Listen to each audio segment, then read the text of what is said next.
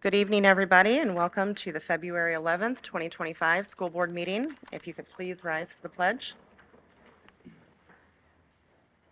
Pledge Allegiance to the flag of the United States of America and to the republic for which it stands, one nation, under God, indivisible, with liberty and justice for all. Thank you. James, could you take attendance? Yep, President Gondwana, Here. Vice President Aldred, Here.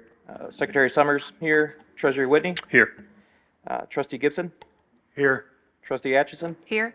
Trustee Campagorni, Here. Campagorni, Campaggiorni. Think of it as a J instead of a G. All right, thanks. Okay. All present. Thank you. Any changes to the board agenda? All right, well, let's kick it off with our OVA presentation. We have Janet, Jordan, and Marie.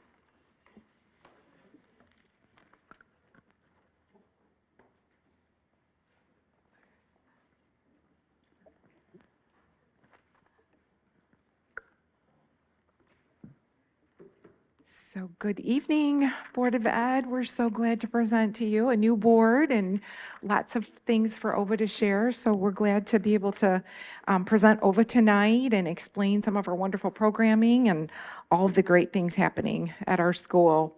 So here's our overview. We want to begin with who we serve. We want to touch on our Oxford Virtual Solutions, which is our shared time and consortium program. We have our points of pride in that overview. We're going to focus on some great elementary and secondary data and areas of improvement and our focus there. We have our school quality survey to address. We want to talk a little bit about that. We want to share a few OVA in pictures and then OVA looking forward. Sorry about that. We serve approximately 8,600 students. As you can see up there, I list them out. There's part-time, full-time. Our OSEC program is full-time. We serve 600 seated students in the district, so that's under the 21F law, 12 tuition students as of fall, and 5,100 shared time students.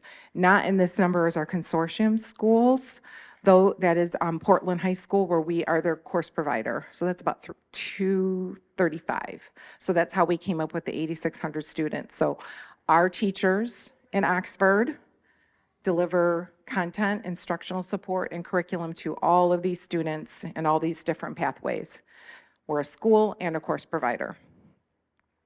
OVA enrolled over 800 students between April and September for the 24-25 school year. So this spring and summer, we were pretty busy in the middle of a move, but we did it. But there have been questions. We are in our third year of additional targeted support. That is a designation that came up for three reasons. One kind of tipped us over, but I just really want to just read so I get it accurate. We were identified by the MDE for needing additional targeted support with our students with disabilities in three areas. One was attendance. So these are our students with disabilities, right? Low state testing participation and low test performance on state assessments from the 21-22 school year. So just thinking about that time frame. The progress we've made has been really good. Successfully improved attendance documentation systems, and that was our Achilles heel, is that we learned how to capture when our special education teachers were working with their students, because that counted for attendance, and we hadn't documented that, even though we did it.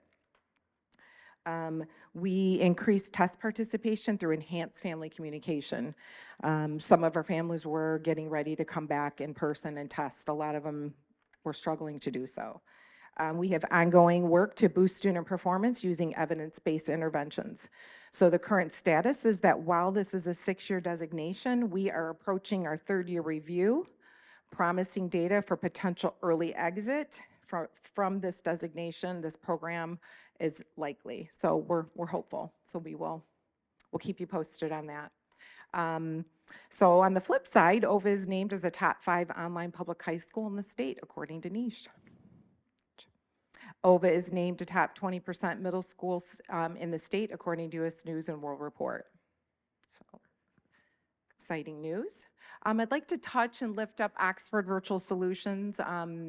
This is our shared time program. We have a team that are just so dedicated. You can see them at their booth there. Our leaders are, a couple of them are here tonight. Dawn and Lisa, they really have developed this program over the years.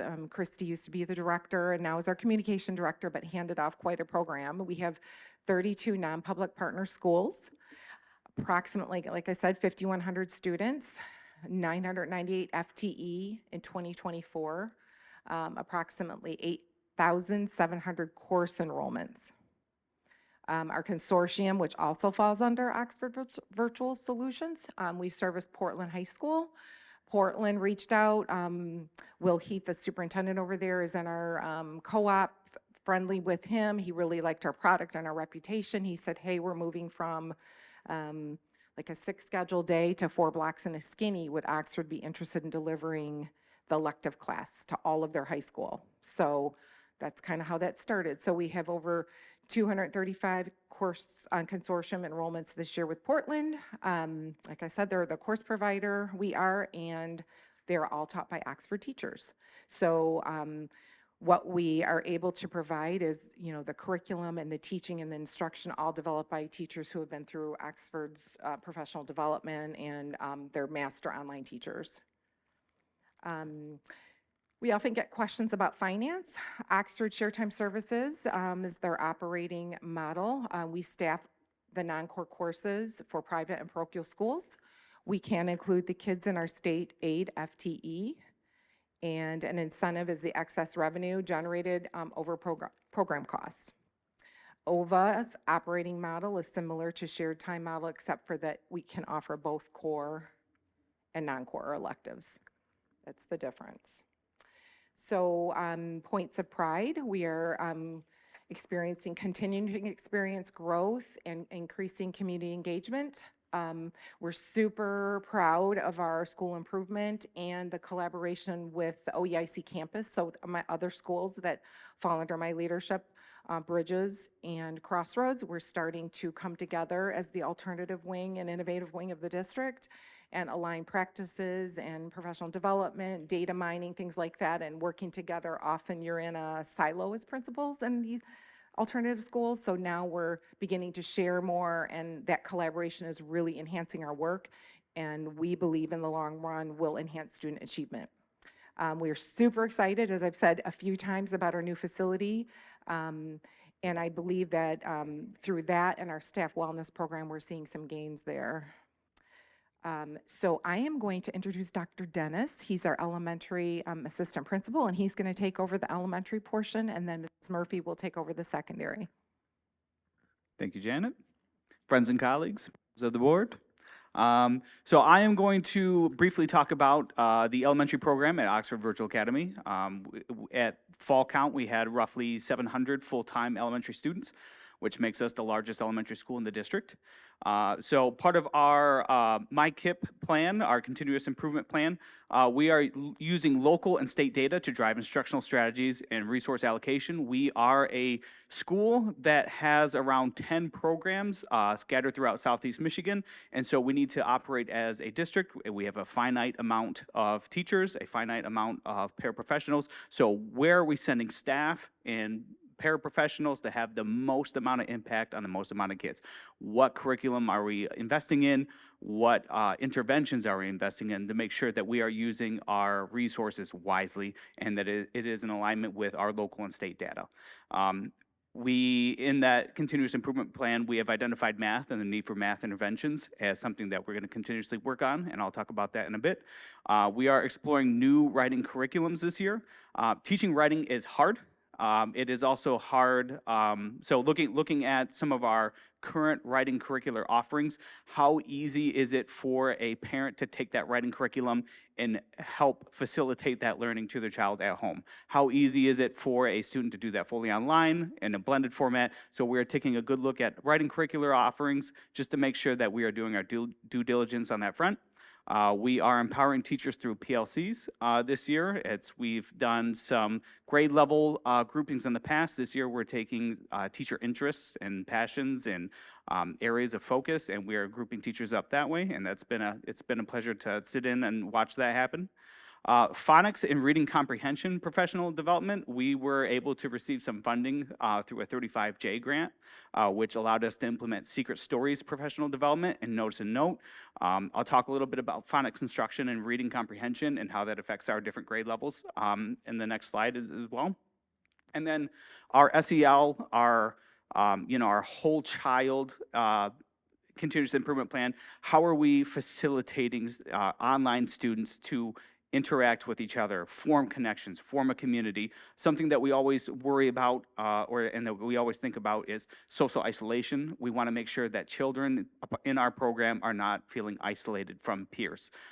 Academics and that side of education is great. It is one component of a school education. So how are we facilitating connection, friendship? How is your child given the opportunity to be a leader, a communicator, a team player? And we'll talk about that in the local community vendors.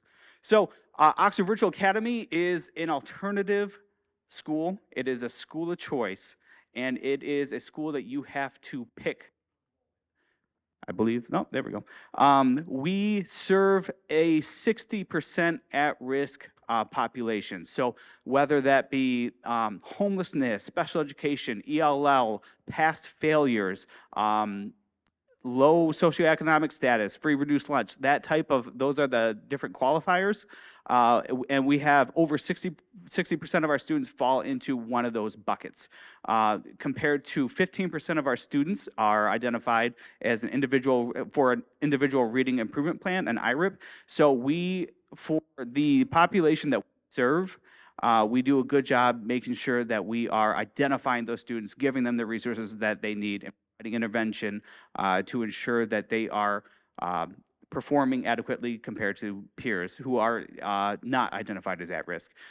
From the 2023-2024 end of year IRIPS, we have a fantastic data specialist, and we had him pull data throughout the years. Students who stay within our program as the years progress, they are less likely to have an individual reading improvement plan. Students who begin the year with us, even if they only stay with us for a year, students who begin the year with us compared to students who end the year with us are also likely to have an individual reading improvement plan. So we take in a lot of new students, as Mrs. Shell said, and so what are we doing within our school year and within our programs to address those needs? We track student data by geographic location to make sure that we're also using that information when we think about the needs of students. We have programs that are adjacent to Flint. We have programs that are in Detroit. The needs of those students are going to be very different than the needs of the students that are located in Rochester or Farmington Hills. Is this cutting out? A little. Okay. This second year implementing Delta Math and Moby Max is a system-wide elementary math intervention program. I'll talk a little bit more about that. And then also understand. Yeah. You know, I would love to keep going, but it's very disorienting.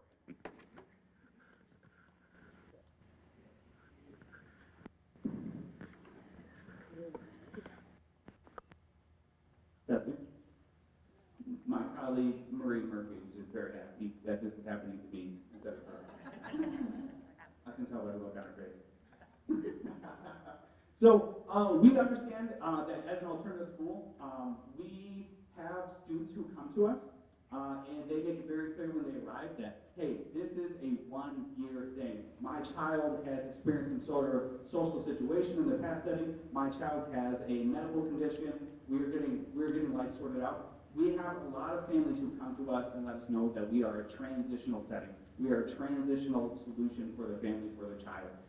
And so we have put a lot of effort and a lot of thought into that this year, and how we approach students who are using us as a transitional educational setting. So meeting with the families, understanding the background, understanding the context, What was the situation that drove you to come to us? What is your future plans? And how can we make sure that your time with us, limited though it may be, is the best that it can possibly be to make sure that your child is still getting educated as you transition through this life event. Hopefully, we take in quite a few students from the district, from local communities. Again, hoping to see some sort of temporary solution for whatever situation that they may find themselves in. Our ELA MSTEP, grades 3 through 5 for the elementary program, we test slightly above the district average for 3rd and 5th grade. Our 4th grade cohort last year, they tested lower than the district average, on par with other online schools with a similar demographic. But however, that state data does not correlate with our local data. We were made apparent that we did have some groups of 4th graders last year who finished their ELA MSTEP test in 12 minutes, which is unfortunately probably not indicative of their skill level. We do take the MSTEP very seriously, so it is something that we are hoping to address more this year as we prep and as we talk to students about taking state assessments and what the implications are for them and for our school. But we will get those results in, and hopefully we'll see if we can rectify that cohort. But 3rd and 5th grade last year, again, did very well.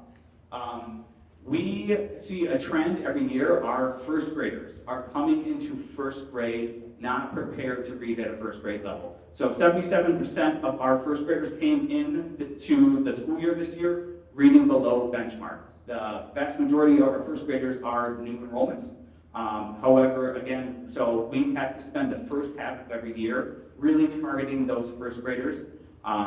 Again, the students who stay with us, you'll see a downward trajectory of being identified as being below benchmark. However, this is something that through 1st and 2nd grade, we implement a lot of reading interventions, and by the time our students get to 3rd grade, we do see a greatly reduced amount. 4th and 5th grade are even less so, but we do see, that's where that early phonics comes in. That's why we've invested time in teacher development into early phonics. Our 1st graders are showing that as their biggest area of weakness, and that is our biggest area of focus for 1st and 2nd grade. For math, we test pretty well. Grades 1, 2, and 3 for math. Grades 4 and 5, this is where the MSTEP does correlate with our local data. We are seeing that students are coming into 4th and 5th grade, and they're leaving 4th and 5th grade with deficits in math that we have focused a lot of time and energy and school resources in addressing. While it's on par with other online schools, we want to hold ourselves above that and make sure that we're doing comparable to the seeded schools in the district as much as we can. But what we're seeing is our 4th and 5th graders, again, they're coming into 4th grade. They're not ready for 4th grade math when they enter into 4th grade. Same with 5th grade. They're entering into 5th grade with holes in their skill sets and deficits. And so we have to spend the first half of our year just getting them ready. So what are those missing skill sets? Are they able to do 3-digit addition? Are they able to do subtraction, well before they start getting into division? It's something that you'll see across the nation, grades 4, 5, and 6. But it's something that we have noticed more and more over the past couple of years. We've invested a lot of time and energy into Delta Math interventions, making sure that those kids are getting at least two days of math intervention each week. As we continue to see kids coming into 4th, 5th grade, upper elementary, just missing skill sets, missing skills to be successful in 4th and 5th grade math. And then we have our elementary students in the hybrid program. On the left, we have a student at Oxford Hybrid, locally here at Lake Point Church, doing reading intervention. We have kiddos in the middle doing a science experiment at Legacy Hybrid in Rochester. And then we have Mrs. Emmenheiser in her kindergarten class down in Farmington Hills. So again, even though we are Oxford Virtual Academy, the vast majority of our elementary students are in person with peers 2 to 3 days a week. It's a point of pride. It's why we do so well. It's why our students have friendships and peer connections, and we have such a good relationship with the community. We have DADO, Detroit African Youth Development Organization. They operate out of a religious center down in Detroit. They serve mostly 1st and 2nd generation immigrant students. They are a fantastic group to work with.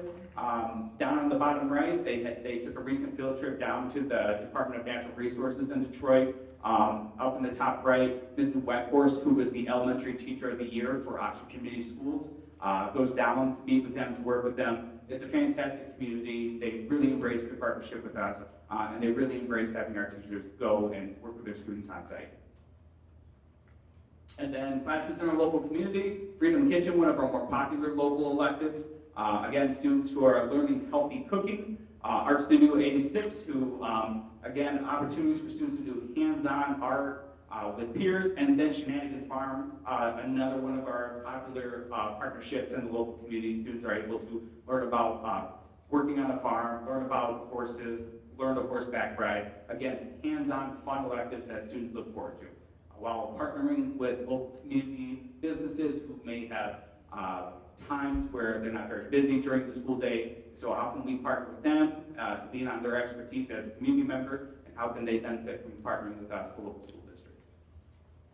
And then we have Mrs. Murphy. Thank you. So I'm Marie Murphy. I started, oh, thank you. Oh, perfect. Thank you. Just had that stand by. I have been working at OVA now for the last 6 months. I have been in Oxford now for 5.5 years. So I started at the middle school, specializing in special education and served as their teacher consultant. And being at OVA these last 6 months has been amazing. I honestly didn't realize this hidden gem within our district and how much we offer our students, this continuum of services and opportunities that we offer families. Oh, I think I may need that other microphone. So really looking at that continuum that we offer our families and our students, who maybe that traditional school setting is not the best setting. So it's finding those different options. Thank you. So looking at the last 6 months, and some of the things that I really wanted to focus on coming in, we are looking at our screening system, so it's called an early warning system for our students. So looking at what are the academic and non-academic factors that we take into account when looking at our students and the interventions that they need. Our professional development is really housed around improving our courses and our content and that engagement within our online classes. So meaningful feedback is one of the biggest pieces that we're working on in our professional development time with teachers on Friday mornings, really talking about what meaningful feedback looks like. That's the connections that we're building with our students. And then looking at that action-oriented feedback. What are the students taking from that and how are they improving their work within the courses? So that's been a core focus within our professional development with our teachers in practice this year. The second layer of our professional development has been Universal Design for Learning. So this holds near and dear to my heart because it really does create courses that will be accessible for all students. So coming from special education, seeing where we need students that have, students need different ways to show how they master the content or apply the skills, that Universal Design for Learning really offers that approach for our students, for those courses to be accessible to all different types of learners, whether they struggle or whether they're advanced or need more enrichment. Engagement strategies, this kind of falls in 2 realms. The engagement strategies is we can look at the MTSS approach, so looking at our students who may not be engaged or they may be struggling to keep up in their courses. So really looking at how we are reaching out, building these success plans for them, really taking the team of teachers and a mentor teacher and creating this, a team of people just to lift this child up so they stay engaged within their courses. The other side of it is looking at our courses themselves and looking at what we're doing within the curriculum and increasing those engagement strategies within the curriculum. Improving intervention processes is a big project. I kind of talked about that with the early warning system. I'll talk about that on a later slide in a little bit more depth. And then our PLCs are working hard to not only reinforce and model the work that we're doing with professional development and helping lead their teams and departments, but we're also looking at work into the future for next year and how we're going to improve our practices for next year. And what's great about all of this is it overlaps with our school improvement plan. So it's not as if our school improvement plan is separate from the work that we do. It encompasses all of the great things and the improvements that we want to make.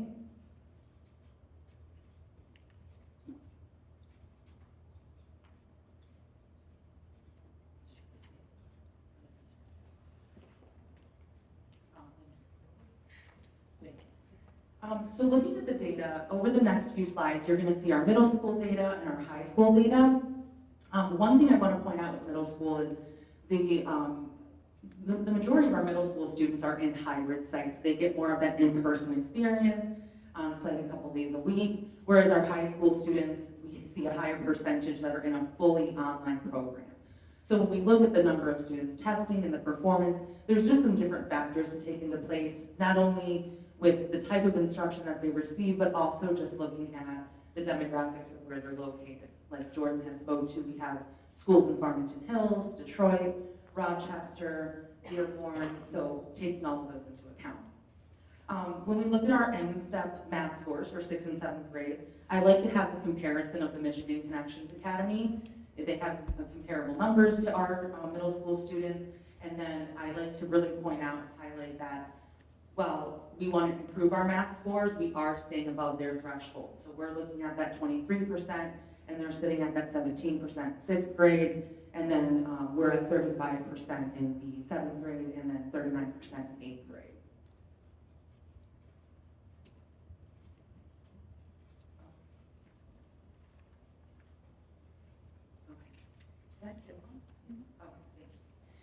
Language arts, I really want to point out the pride in language arts, especially when we get into our high school courses. We've really been increasing those scores for our Oxford design courses, which I'll speak to a little bit more on another slide. But looking at our numbers in comparison to the Michigan Connections Academy, really wanting to look at that 6th grade, but if we look at 7th and 8th grade, we are staying above those thresholds when we are comparing the apples to apples. It's hard for us to compare ourselves to a seated school when we're offering that virtual instruction. Here on the SAT, I really want to highlight the evidence-based reading and writing. It's the ERW benchmark, looking at that 60% proficiency on that test, and it's higher than our state testing score, so we are staying above that threshold. I really have to give credit to the work that we've been putting into language arts and those Oxford design courses, really been highlighting the writing processes, which that work started before I was even at OVA. So seeing that work come into play and seeing those scores increase is essential. Of course, our math scores are something that it's not just an OVA concern, but we're looking at a statewide, nationwide concern with math. So through our math courses and our math and instructional leadership team that we're building within Oxford, that work is going to continue to be at the forefront in improving those scores. PSAT, just want to highlight the percentage of the evidence-based reading and writing, again, consistently staying above that threshold with the state. And same with PSAT 8 and 9, really proud of that 82% in the evidence-based reading and writing, but then also looking at the math, so that PSAT 8 and 9, we're solid in that 8th grade math curriculum, so really looking at what's working within 8th grade and how it can compare to our other courses and improving those courses as well. So the Oxford Design courses, this is where we are trying to create these courses that increase the rigor within our online instruction. So it's going beyond just multiple choice assessments, things that are easier to Google and increasing the academic integrity. We're really wanting to increase that rigor through that performance-based task. So giving students more of a project-based assessment versus just multiple choice assessments. It gives students an increase of choice and agency in their work. They're more proud of their work when it's something they're creating with the skills that they have versus just clicking A, B, C, or D. We know life is not a multiple choice test, so really increasing that rigor for our students. And also it aligns with our seated schools a little bit more. We're using that writing process that's taking place within our seated schools and aligning that, so if our students are going back and forth from the seated to the virtual, they're getting that same level of experience within the curriculum. The MTSS and intervention improvement. So the early warning system is a spreadsheet tool that we're using to look at multiple different pieces of data. So we're looking at student grades, progress, there's district benchmark scores, wanting to pull in that statewide data, get teacher input. And what this allows us to do is create a plan, an intervention plan for students by looking at the whole child. So it's not just one piece of data to determine what intervention they need. So when we see that pattern of their strengths or weaknesses within that data, it helps us really determine a plan that's suitable for that student. Our tier 2 and tier 3, we've made some adjustments to this next semester, really trying to increase that engagement with our intervention program called Freckle. Freckle is in alignment with our district benchmark assessment called STAR. So the pathways are created through their STAR scores. And so we're working on embedding those within our core classes because we're noticing when they're embedded as assignments in the core classes, the students are engaging in that intervention. Our PASS class is more of our tier 3 level approach. It stands for Personalized Academic Success Strategies. So this class is, we really took a turn this semester trying to increase that engagement with our students, where we're taking the teacher who's primarily teaching the class, she's going onto hybrid sites, delivering interventions. We're partnering with our different hybrid sites. We're also getting that face-to-face Zoom interaction with our students through our national vendor students, which are the fully online students. So really just increasing that teacher engagement within the intervention, because when our students are struggling at that tier 3 level, they really need that direct instruction approach. And also increasing executive functioning skills. When we look at our data set through the early warning system, one of the big things I'm noticing, not just in OVA, but even in the seated world, our students are struggling with those time management skills, organizational skills, things like that. So embedding those lessons within the interventions, a lot of times will meet their needs rather than just focusing on math and language arts. So a day in the OVA Learning Centers. You may have heard them as the Learning Labs in previous presentations. We're really trying to shift into this becoming a learning center where students are coming and the teachers are building these strong relationships with kids. It's building community. When the kids come in, they're sitting with the teacher, working on their online classes, engaging in, like we have a picture here with Mr. Christie, engaging in game club with our kids, which is a great time to build those relationships, have that time to just get to know our students as people. And then we have different environments for the learning lab. So students can come in, they can go to a collaboration learning center where it's more working with each other and maybe collaborating with each other. And then we've got our quiet home for students who need an environment that's more adaptable to just studying on their own or needing that quiet time to work on their coursework. We're also increasing the community events at OEIC for different, we have a Valentine's Day event this Thursday, fingers crossed if we have school, but we've done Christmas, like little holiday events around Christmas, and we had a little fall festival, so really increasing that community within the building and having those events as well. I really want to highlight Dragonfly. It's one of our local hybrid sites. It's actually right in the same parking lot as the central office. Here on the left, you'll see students engaging in a science experiment. The first time I went out to Dragonfly to visit, the passion and energy and the directors, just their energy around having that hands-on learning and making the learning engaging for the kids, they were very proud of. And so we see that in action with our kids over at the Dragonfly hybrid site, and it's really beautiful to watch and see the kids interact. This is another hybrid site in Farmington Hills. They have a great musical theater program. They offer various electives for kids around musical theater, dance, singing, the production behind the scenes of building the props. And so the kids really get to experience a whole multitude of that musical theater program and what it is to put on a great show. So this is from last year. I didn't get to see it, so hopefully this year I'll go out and see their show this year, but this is Beauty and the Beast from last year. All right, and then brings us to our school quality results. We're going to Oh, yes. yeah. Of course. So looking at 2023 to 2024, we really want to highlight the amount of people who responded. Getting that engagement is challenging in that virtual setting, but we're constantly trying to increase those responses and that engagement. But looking at, we had more people respond last year compared to 2023, and just seeing that the decrease in that strongly disagree, which is a good thing. So highlighting how students see lessons relating to their life and that feedback. I think that work with how we've been improving that feedback within our courses is really starting to show within our school quality results as well.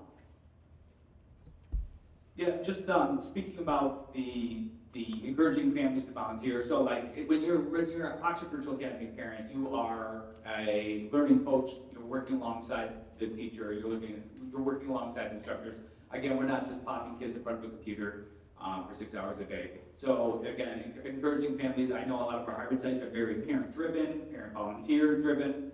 We invite a lot of parents in. We're having a lot more parent meetings this year. So doing what we can to encourage parent participation, because if you have an online student and you are not a parent who's participating in the educational environment, that is a concern, as you can see.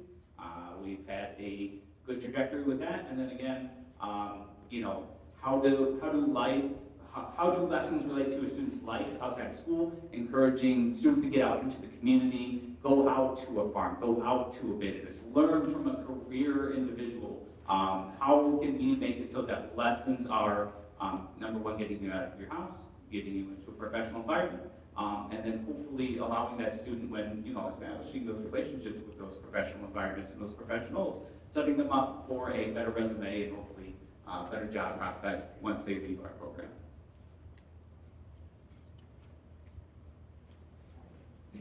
Close to the end here. So our Oxford Education and Innovation Campus collaboration I talked about earlier, this is again just such a cool thing that's happened, a byproduct of being together in one building. So we will continue to focus on school improvement, professional development, our screenings and intervention. Even today, we did this work right here, data analysis and protocol. So we practiced. We took a set of data, one program, Legacy in Rochester, and looked at that group of students, because essentially we have like 10 different schools, different curriculum, different programs, different flavors, different culture, all of that. So our data analysis looks different than a traditional seated school. So we are modeling how to do it at OVA so that we can spread it to our other campuses that are alternative.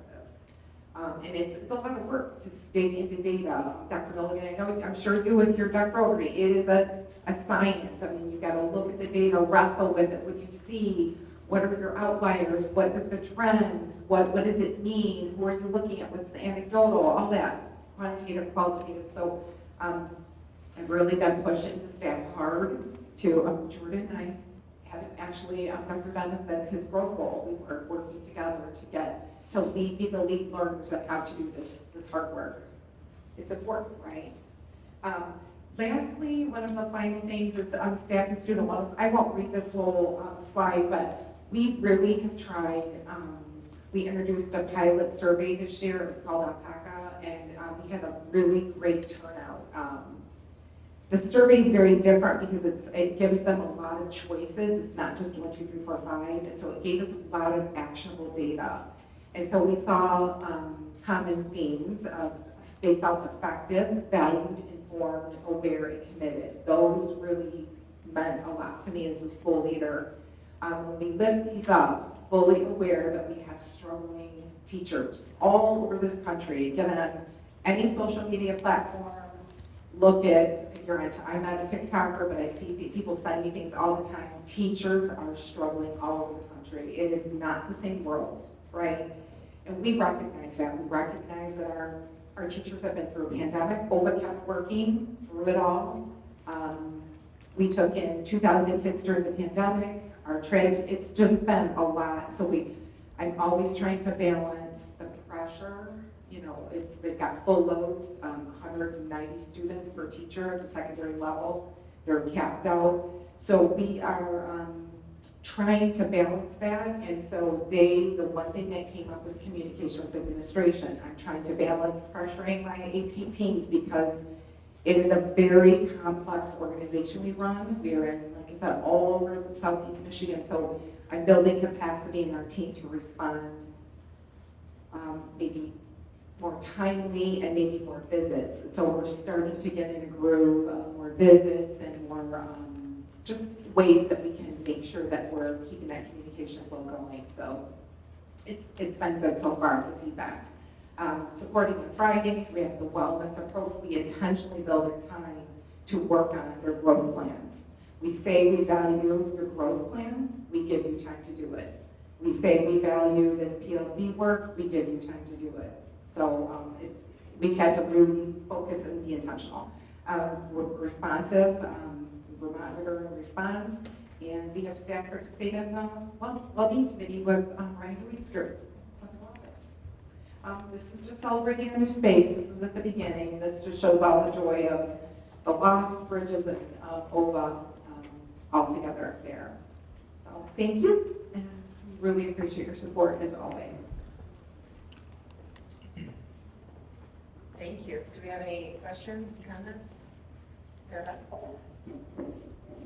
Yes, on your slide regarding the fact that you serve approximately 8,600 students, farther down it says 600 are seated. How many of those 8,600 are actually residents in the community? I put that in the document. It's the I- Q&A doc. I don't have it in front of me, I'm sorry. 160. 162 full-time resident, 34 part-time resident. Yes. Sorry, Beth, did you see that? She responded to your question. Okay, all right. The other thing is, I'm sorry, I didn't remember. I knew it was 160. that's okay, I didn't get a chance to look at the Q&A list afterwards. The other thing is,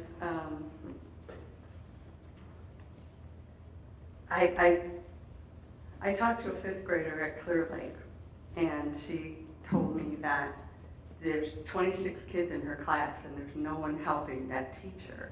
And I feel like the resources for these non-district students could be better used on our district in hiring or having parents come in and help in the seating classes first. And like the whole thing about Renaissance, how many of those OVA students were Oxford residents that were participating when we have our own theater here? It doesn't, to me, it doesn't help the community that if these programs can be done through those school districts that they live in, why are we spending all this money? Is my question.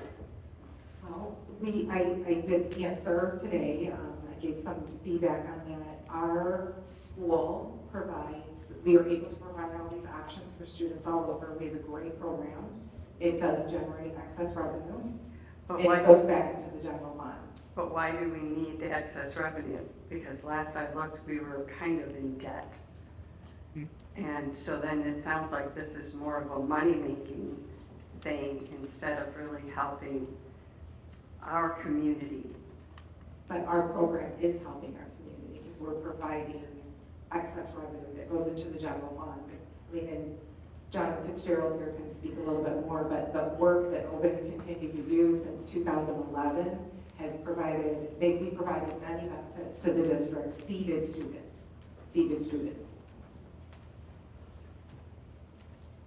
So not to bring up the presentation I did at the last meeting about alignment, one of the slides spoke to the purpose of the Olympic program. The virtual program is a good example of how, as a district, we're helping students beyond their own borders, but at the same time, we're doing it in a way that they're getting a great education, it's generating some excess revenue that goes back into the seated programming in this district. So when it comes to paying for the programs associated with the virtual programs, they're all paid for by the revenue generated by those programs. So if we, for example, if we turn all of those programs off, we would have a big hole in our general fund budget for our in-district program. So it's a win-win across the board in terms of that presentation. Does that make sense? Yes, it does, but I still don't see how all of these families that participate that are non-district students, they don't contribute as far as supporting our churches, supporting our Fish and Love Inc. They don't participate in our sports programs, so they don't support that. They don't support our merchants. So I don't see how this. Yeah, I can speak to that specifically. So actually, our students who are from outside the district do support our community. We have school choice students that come to Oxford to go to all different businesses in Oxford. So all of our businesses are supported not just by Oxford students, but beyond Oxford. We've had kids that come from other areas. We've had our hybrid programs during the tragedy donate a couple $1,000s to our families, to the Oxford Community Schools. I can name all kinds of ways that our community has come and given back and come out here to Oxford. When we were in the plaza owner told me, oh my gosh, like they're not buying pizza. We do have people that pour into our community, and our families do come out and participate in sports, even if they don't live in the district. They can. So those are just some examples. Okay, thank you.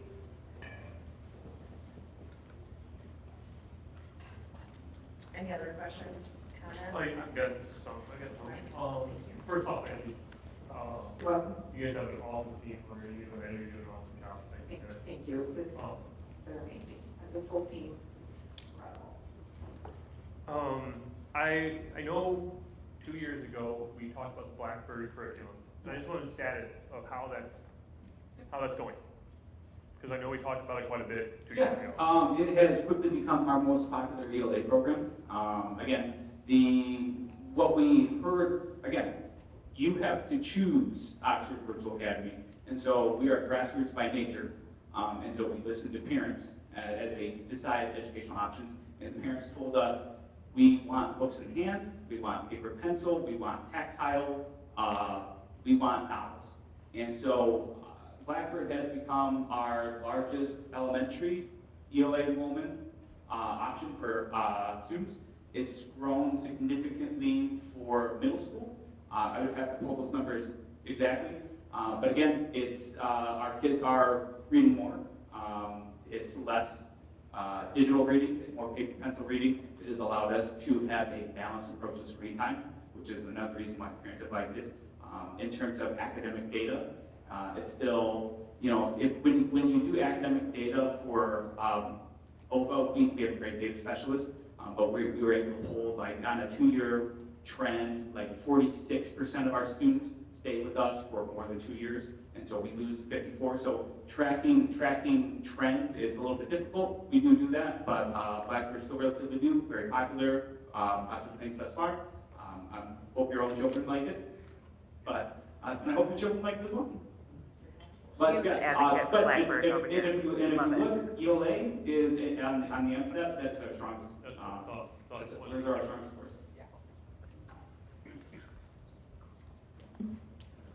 Anybody else? I just want to thank you for everything that you do. Fantastic presentation. I personally have extended family members that have benefited from the OVA program. They do not live in the area. It was definitely a transitional opportunity for them. And they chose to continue to drive a considerable different distance to participate in the hybrid opportunity, and just can't say enough wonderful things about that and how it has benefited their 3 children that they chose to continue through that program. So I just want to thank you personally, as well as how much you pour into this professionally. I would just like to echo that Blackbird is fantastic. It is my favorite curriculum so far. My kids are doing very well in it, and appreciate all the support to them. I want to thank you for your format of your presentation, the level of detail, the data, but not only the data, your strategies and explanations relating to that were incredibly helpful, and I appreciate all the time that you put into that. So, thank you. Unless anybody else. Okay. Thank you again. Have a good night. You too.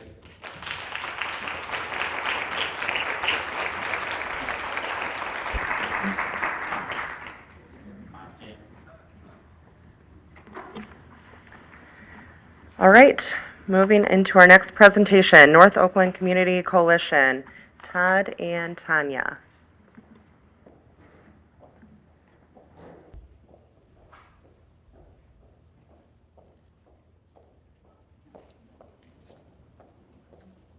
Good evening. That was a wonderful presentation by Ova. I just want to take this opportunity.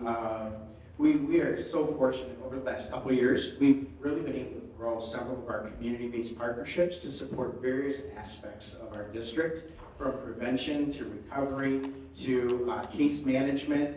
I have given past presentations where we kind of outlined all of the different partnerships. And tonight I get the privilege to share with you our Executive Director, Tanya Hamilton from North Oakland Community Coalition. And we are continuing to grow our relationship and partnership with North Oakland. Many people refer to them as NOCC. And I want to take the opportunity tonight to have Tanya just kind of walk through not only some of the programs we've been providing at our high school the last 2 years, but some of the exciting opportunities that we have for our middle schoolers and even our 5th graders that are transitioning up to the middle school coming up. So with that, I will turn it over to Tanya.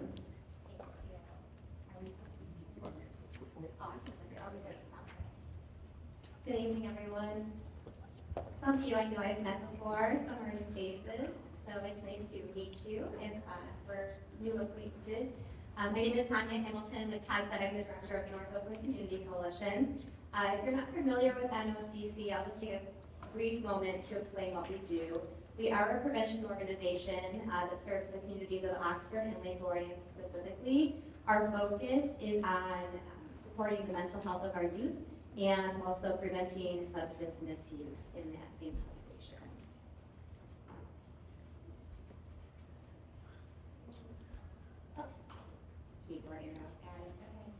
All right, so the NOCC does use what's called the Strategic Prevention Framework. This framework was developed by SAMHSA and is a national model used for prevention. So we like to just address this with people. Oftentimes, people might look at our team and think, oh, they're the vaping ladies. They go around and just tell the kids not to vape. Actually, there's a science to what we do. So we do follow this 5-step process, make sure that we're constantly evaluating our work as well. We do have many community partners. We take a community approach to prevention, so we work very closely with the schools. We value our partnership with you, but we also work with other community organizations, law enforcement, our healthcare providers, our businesses, to make sure that we're all having the same conversation around what we need to do to keep our kids safe. We are a team of 4. This picture was actually taken at the Community Education Fair in November. And so we have a team of 4. We have Jill McCollum, who's our mental health coordinator on the team. She was hoping to be here with me this evening, but she is under the weather. Amber Rushlow is our prevention coordinator and handles all our substance misuse programming. And then Sam Anker is our communications coordinator. Okay, so we'll just get started. When we first started our partnership with you, our goal was to build a youth action board. So we knew we wanted a group of students involved in the prevention programs that we were going to be running. So we have a group of students from Oxford High School who work with us. And what's fun is that sometimes we also collaborate with the Youth Action Board from Lake Orion High School. So these pictures were actually taken from an event this fall where the kids got together and they were working on some positive social normative posters that they then displayed in their high schools. So it was fun to have them all together. And these pictures were actually taken at the Resiliency Center, who graciously offered their space to us that evening.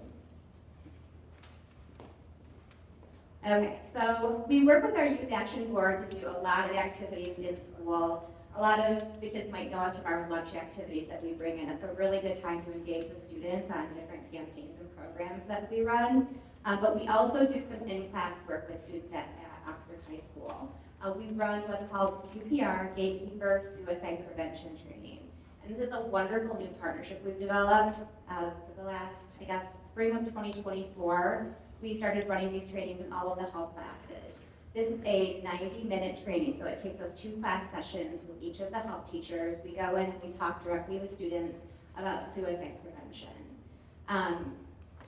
Between last spring and then this fall, we've served a total of, I think it's 304 students who are now suicide prevention certified. And within 4 years, our goal is that every student will graduate from Oxford High School with a certification in suicide prevention training.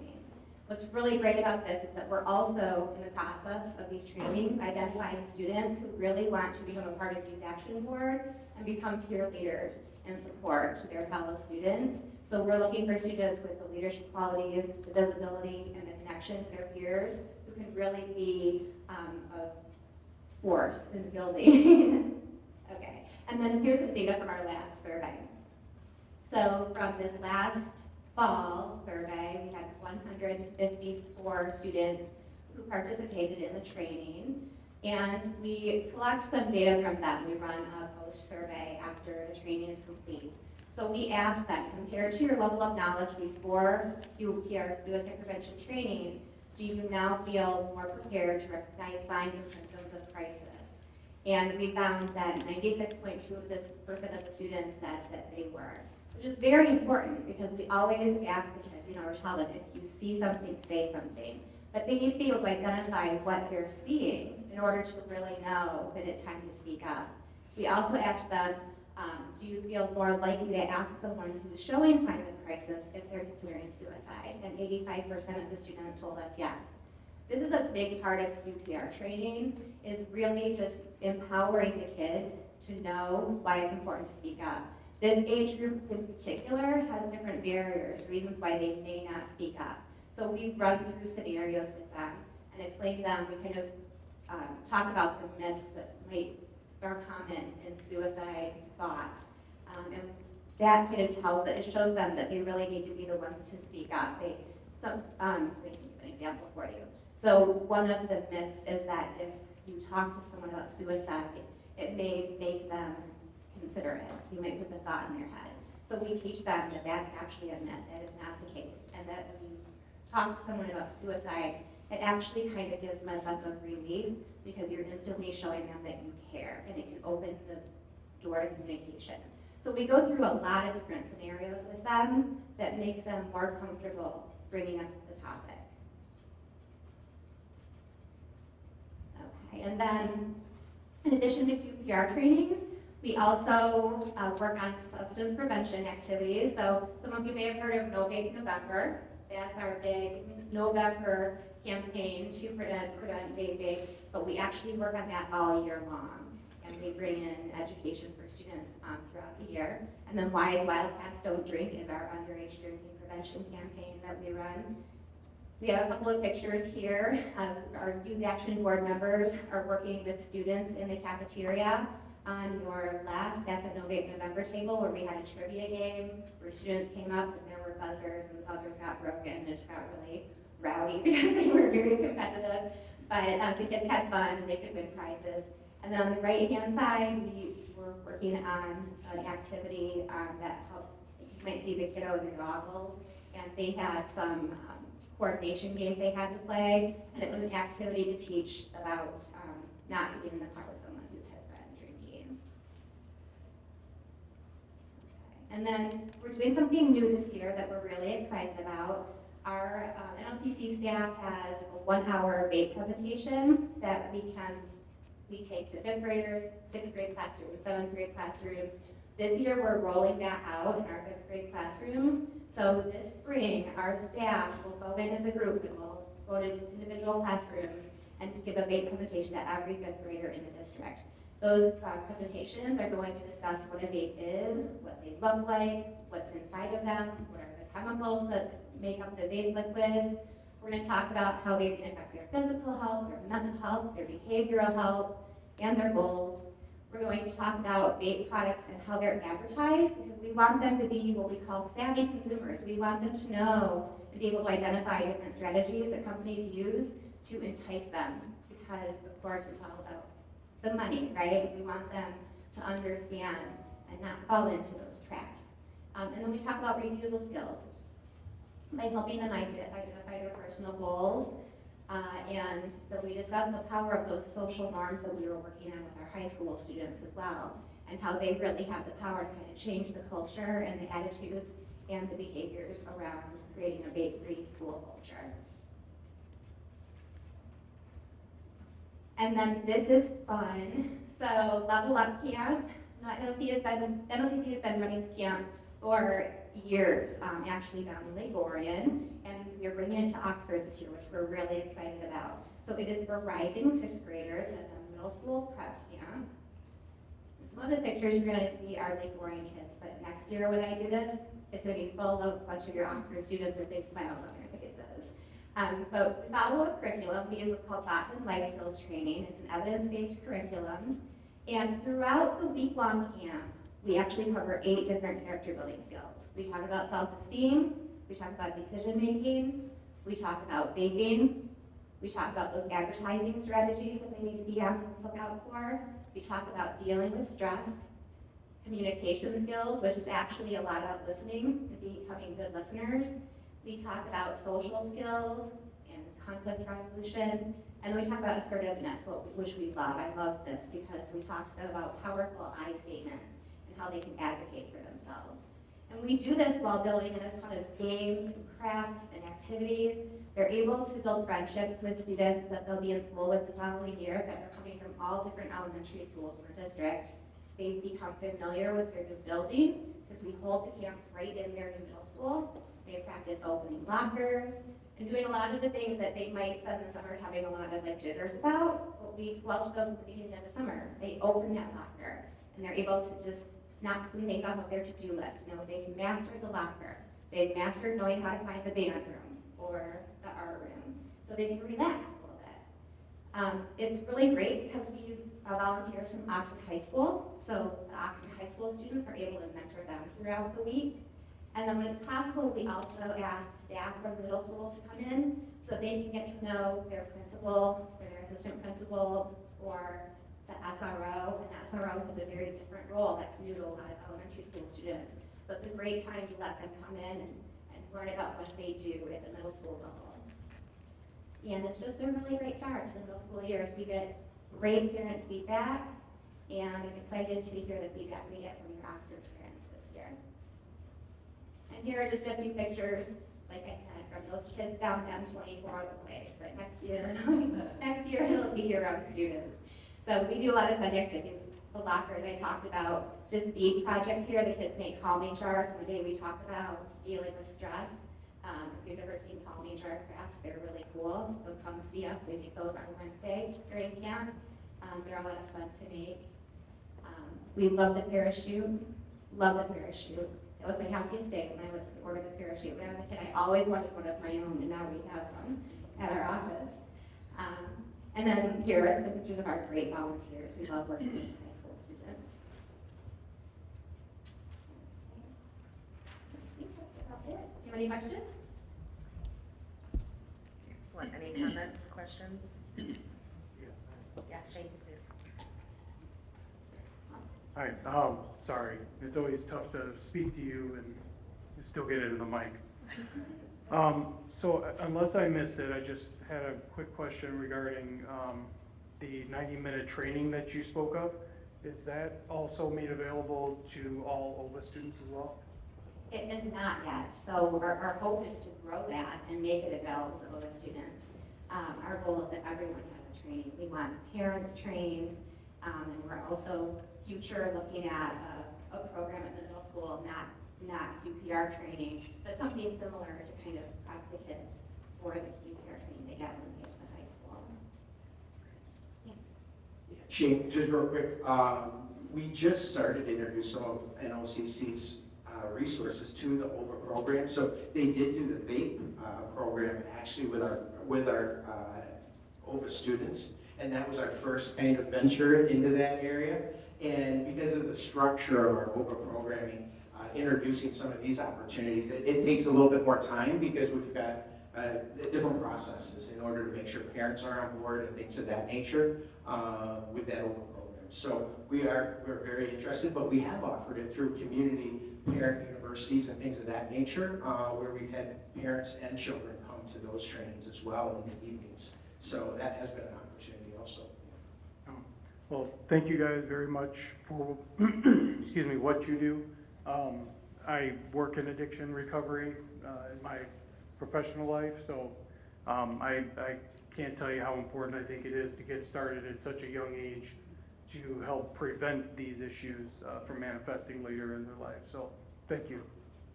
Thank you. Thank you. I think maybe we should have coffee. Yes. Is there any other questions? Anyone? No? Well, I really love that Love Camp. That was fantastic and great to hear about. I love how the district is really leaning into these mentorship programs. So thank you for that and great presentation. I will say that the Level Up Camp is limited to 100 registrants, and Tanya said we've got 25 right now, and I don't think we pushed it out yet as a district. So yeah, it is filling up quickly. So yeah, it's a great opportunity. Okay. Thank you. If you're interested, get on that. Thank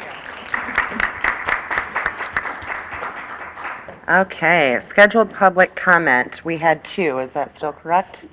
All right. Danielle Krozek.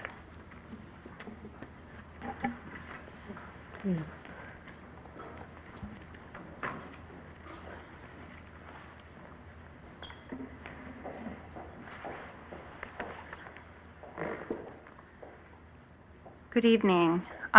First, I appreciate John taking the time to educate the board and community last meeting on the basics of school funding. I do recognize and value his knowledge and experience that he's bringing to the district. So as we prepare for the budget amendment, he has also laid the foundation for asking the community for a sinking fund.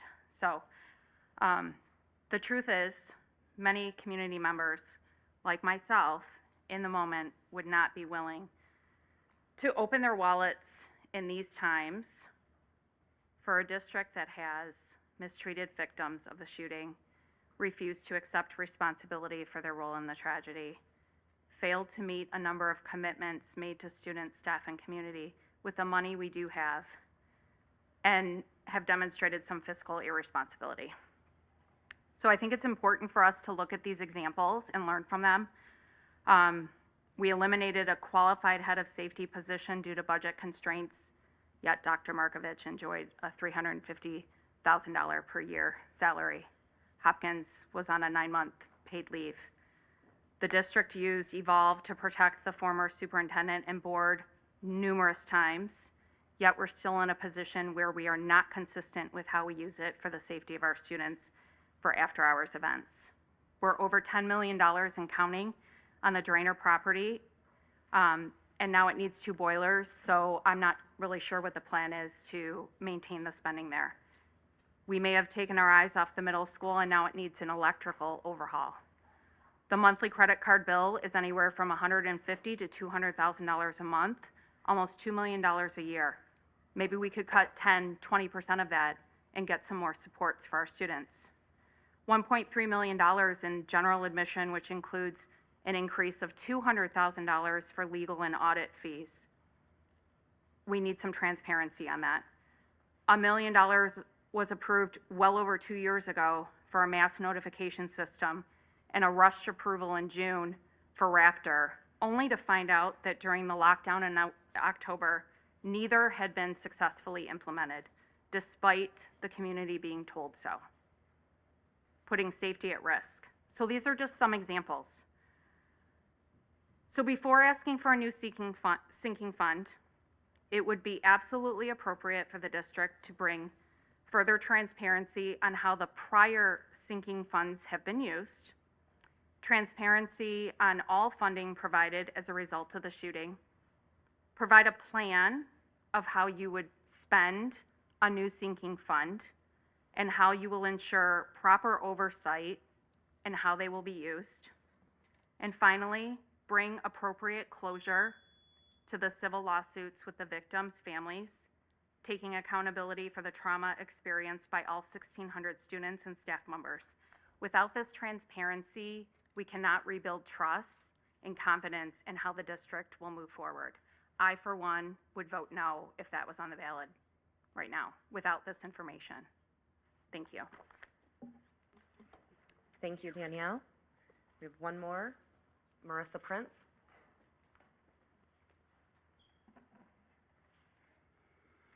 Hello, I sent you all an email because I saw on closed session that you'll be talking about the EOP. So since losing Hannah, I've tried to learn as much as I can about school safety and emergency operating plans and kind of how this all works in an effort to understand kind of what happened. And what I've learned kind of boils down to the fact that the EOP is like a living, breathing document. So it's more than words on paper. So when you guys go into closed session, and you're going to have EOPs for every building this time, for the first time. So that's the commitment that was made, at least. And those EOPs were written by building level teams, I assume, collaborative, cross-functional teams that came together and did vulnerability assessments as a team, and then put together an EOP as a team, and they update those EOPs, and they train their staff on those EOPs, and everybody understands what's in them, and everybody's on the same page, working towards the same goals to protect against risk and threats to that particular building, which is unique from other buildings. And so, in addition to what I emailed you, I printed some stuff out that I'll give to Justin for you to take into closed session. The first is just a copy of the law that explains why you're looking at this every 2 years. It's legally required, okay? That's why you're doing it. The next is an excerpt from the guidepost report that explains where the commitment was made for school-specific EOPs. And it also notes that the district is required to train all staff on signs of trauma. So I assume that's happening. The next is this all-hazard emergency operation planning guide. I have some excerpts in here about the school-level EOP teams and what those teams are like or should be like, okay? The next is the SEC report that the district used for the district-level EOP. I want to make sure everything in here has been addressed in the last 3 years, so I highlighted a few things. Guidepost report number 2, just some reminders of their findings in regard to the EOP and the responsibilities of the board, which are great, very great responsibilities that you have in regards to the EOP. And the last is a 2013 FEMA guide. It shares very clear guidance that Oxford didn't have in place in 2021. So I want to make sure you all understand it and that all of our staff has been trained on these warning signs that FEMA brought to our attention over a decade ago. Thank you. Thank you, Marissa. Thank you both for your input. Moving along into consent agenda, we have the minutes for January 28th, open and closed session, and HR updates. Could I get a motion? Mike, thank you. Move to approve the consent agenda as presented. Support? Aye. Sarah Beth, thank you. Any discussion? All those in favor? Aye. Any opposed? Motion carries. All right. Next up, Dr. Milligan. All right, good evening, everyone. How are we doing? There we are. Okay. First thing I want to do is say, I did it that time. Say turn it on. All right, thank you so much to all of our community members, our staff who participated in the strategic planning community meeting back in January. We had 82 people in person on a snow day. That was pretty impressive. Several students as well got out of their pajamas and came and participated. That was amazing. We had 21 participants on our survey, and all of that information we're going to talk through here in just a minute. All of that information was reviewed in terms of what our vision, mission, and core values should look like. So again, thank you so much for taking time. I know everybody has a really busy schedule and a lot going on, so to carve out time to do this was much appreciated. As a reminder, strategic planning It's a structured and comprehensive approach. We started this back in October, looking at our current strategic plan and what changes needed to be made in order to bring it up to speed for what we are today or who we are today. So it's very comprehensive. It defines our long-term vision. Where are we going? And it sets strategic goals, very specific goals on how we're going to get there. There are actionable steps, and these steps are intended to improve the overall quality of education and operations within the district. So it serves as a structure to help our work and help define what we need to do, how we need to do it, and how do we know that it's happening and that it's having the impact we want it to have. So it's a very comprehensive approach. It takes a long time. Fortunately, we have a decent strategic plan in place that has been guiding the work for some time. We just need to essentially give it a facelift and bring it up to, 2024, 2025 school year. We started in phase one. Phase one was a lot of the behind the scenes work that we did in looking at our current strategic plan. And one of the things that was very evident is that it didn't fit who we were today. And so that was the beginning of the preparation. So we started in October. We were preparing for several months. We partnered with our ad team. Our cabinet went back and forth to get additional information, and we presented that at the community community forum in January. So that was our vision, mission, and core values to get information to modify those. And now we're going into phase two. Phase two, we're looking at finalizing our vision, mission, and core values. We're looking at developing our goals. We just had a wonderful ad team meeting where we had lots of conversation and dialogue around goals, what goals need to look like, what's important once we're looking at our vision, mission, and core values. So thank you to our ad team for participating in that. We will lead into our phase three, or phase three will be our community meeting. We'll have another one on April 9th. Bring a friend. That was the homework assignment for everybody who was there, and just keep our fingers crossed that the weather is good.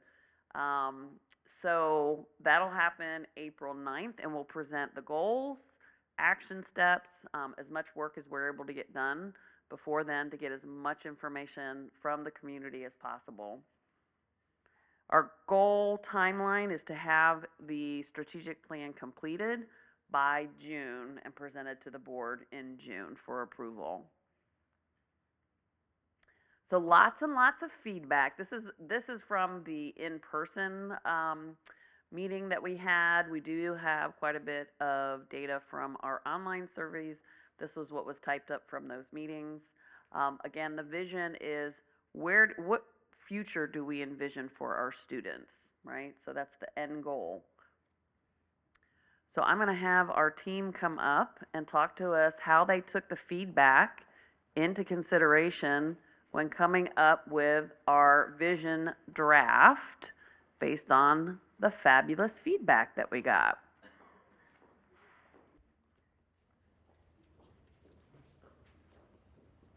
Okay, good evening. And I want to reiterate, as Dr. Milligan said, thank you to everyone who participated and provided feedback. Allison and I had the pleasure of working on the vision, which is the future we imagine for our students. We had great dialogue over at OEIC in the afternoon and in the evening with our stakeholder groups, and we really appreciate all of the feedback that was given, especially the feedback that helped us stretch our thinking and really go back to what was written in our options and to make sure it fits what we're envisioning as a community moving forward for students. So Allison, would you like to share a little more about particulars? So we kind of, the way Ryan described it earlier, is a little spoiler alert, this is where we ended. But we had presented 3 different options to everyone, and part of the discussion was what you liked, what you wish was changed, what you think should be added in different spots. Do these words work? Does it still apply here? And so as we went through the first vision that we had, the strengths that they said with the first example was that it spoke to everyone, all of our stakeholders. It captured a changing future, and it really highlighted the unique strengths and aspirations of our district. But some of the criticisms was it was a little wordy, and it felt more like a mission statement, and it was too corporate. And so some of the language that was in there, though, it was worth keeping. And so that was the discussion that we had within the group, so we kept that in mind as we went with option C. And then option B, we had really rich discussions again, where our strengths were that it was growth and journey oriented, and that it emphasized resilience, opportunities in the future. And then in the same respect, the criticism was the word resilience. So it was interesting to have that discussion and using the idea of learners, because as a learning community, it's not just our students who are learners, we do want our staff to be learners as well.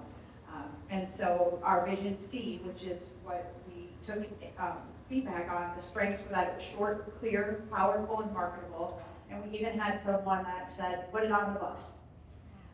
So I think that's an interesting way to look at it. Some conversations that we had around this vision is the use of the tense, whether it needed to be empowered versus empowering.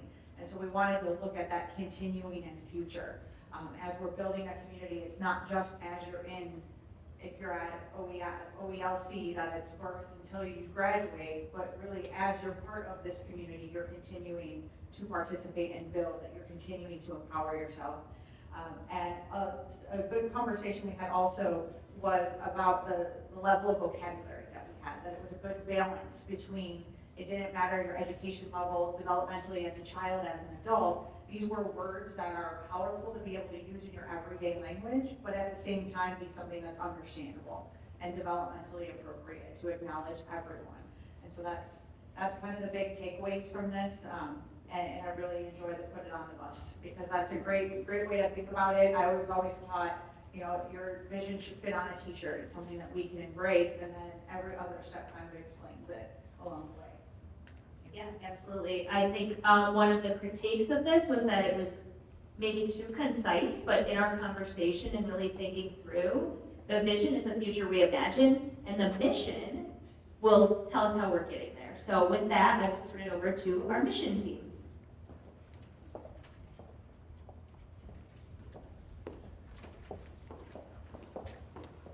Thank you. I had the privilege of facilitating the mission posters, and I say privilege because I really enjoyed that experience. So thank you to everyone who participated, and also with the survey, because we love diving into that and really synthesizing that. So my partners back here helped me go through all the feedback and help organize ideas.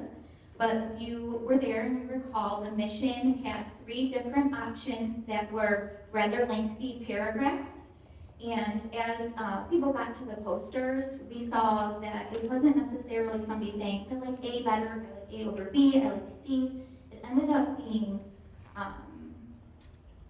themes that were lifted up. We really liked this, and then we would have a discussion about what that meant for our students. Or I really liked this. So it was really great. But I wanted to step in and recognize the initial feedback, that all of them were too wordy. And then I'm going to shout out our OCTV friend over there who joined, because what he said really resonated with a lot of the groups. And he was talking about film, and this is just the powerful part of involving the community and something like this. And he's talking about film and how you create an elevator pitch. Am I yelling this? Yeah. So create an elevator pitch that's 2 minutes, and in our case it would be 2 sentences that really evoke, motivate, and capture. And so that really resonated with us. So thank you for that feedback. That was awesome. So we lifted some strong central themes through the dialogue and reviewing the survey. And the focus was really more on the ideas that were listed as important, and not necessarily the words. Like, I like journey, I like pathway, but we were talking about opportunities for kids, right? So we really tried to lift those themes. So the 4 themes that came up most often and most strongly and passionately were, the first was opportunities. So how do we capture the vast amount of opportunities and pathways that we provide kids?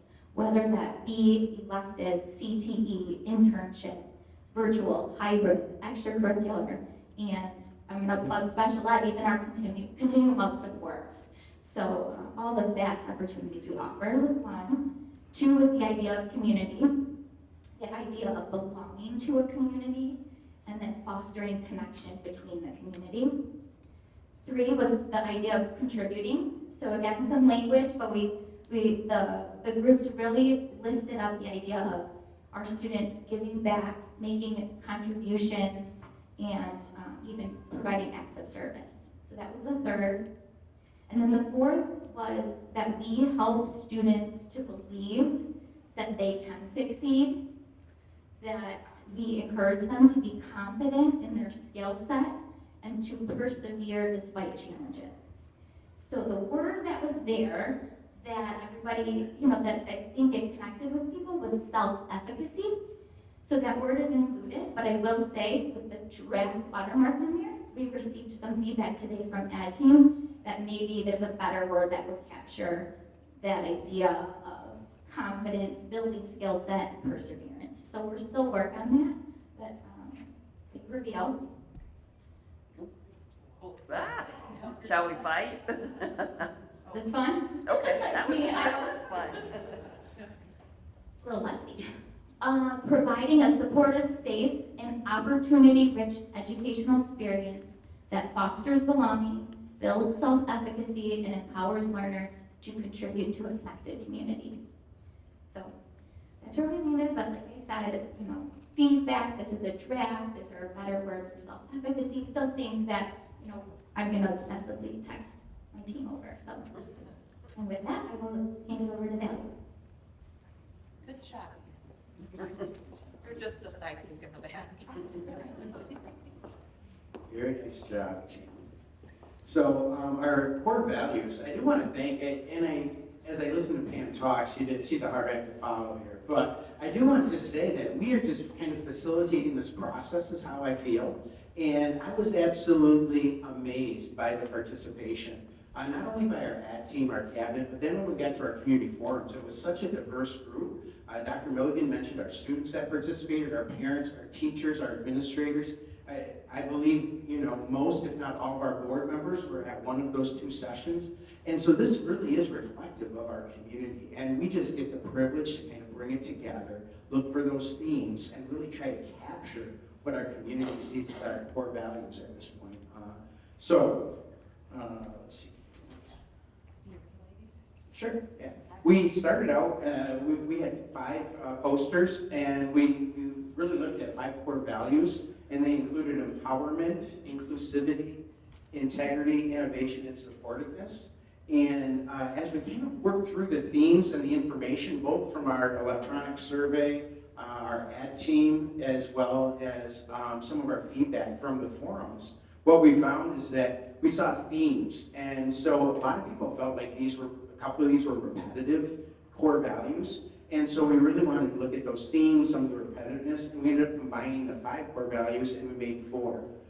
It's important to look at the first core value here. Number 1 is empowerment. And some of the things that we saw that resounding themes included risk-taking, that people wanted included in there. They wanted to see our students and our staff taking risks and learning how to do that effectively.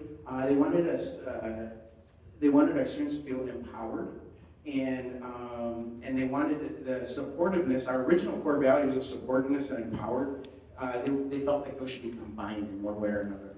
And so we did look at some of the similarities there and how we could combine those. And then we looked at meaningful challenges. That was a theme that came up. Our students should experience meaningful challenges, something that they can relate to their life experience. And people asked, initially we had supported in here as part of our empowerment, and people felt as though that should be removed. It didn't necessarily fit with empowerment. And so we looked at that and we removed that out of there. Our second core value around belonging, it started out as inclusivity. And some of the things that people referenced is they love the sense of belonging that inclusivity referenced.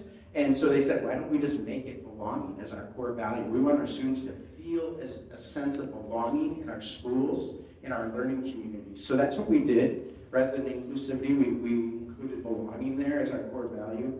And this version anyways, as we continue to develop it. And then we talked about embracing diversity was a theme in there. A number of people referenced liking the theme of diversity and having that as part of that belonging component. Having different learners in our classrooms, and how do we support that? And one thing that stood out is that the term community might work better in this particular form of belonging than some of the other terminology that we initially had, and so we included community at the end there.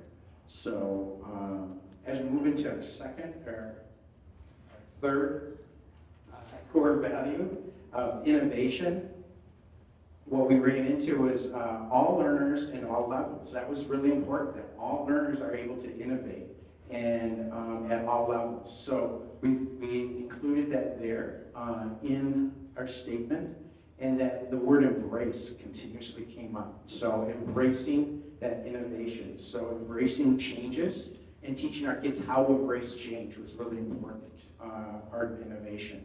And then the term ignite or spark was one that we saw that our community voiced and thought ignite or spark was really an important part of innovation for our kids to be able to ignite students' passions and equip them for the future. So we included that as well. And then our fourth core value was integrity.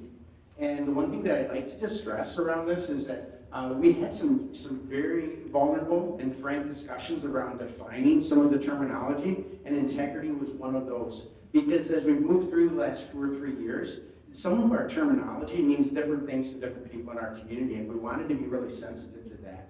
And so when we get into integrity, we talked about accountability. What does it mean for different people in different places where they're at? We talked about what does it mean in the classroom, accountability in a learning setting. So we wanted to really talk about learning and personal growth as part of that, being accountable for their learning and personal growth, and challenging yourself in coursework, taking accountability, so I'll just read it. As far as promoting honesty, accountability, and ethical behavior in all aspects of learning and personal growth. We started with a bit larger definition of integrity, and that's really, it kind of got narrowed down through some of those discussions. As I look around the room, I see some of the faces that were part of those discussions in the community forum, and I really appreciate everyone's vulnerability with regards to that. Jen? We focused on that this isn't just about our students, it's about us as our staff, right? Leaders, staff, all of us, all, kitchen, transportation. This applies to all of us, all of our values, that we all live in it together. Sounds good. Okay.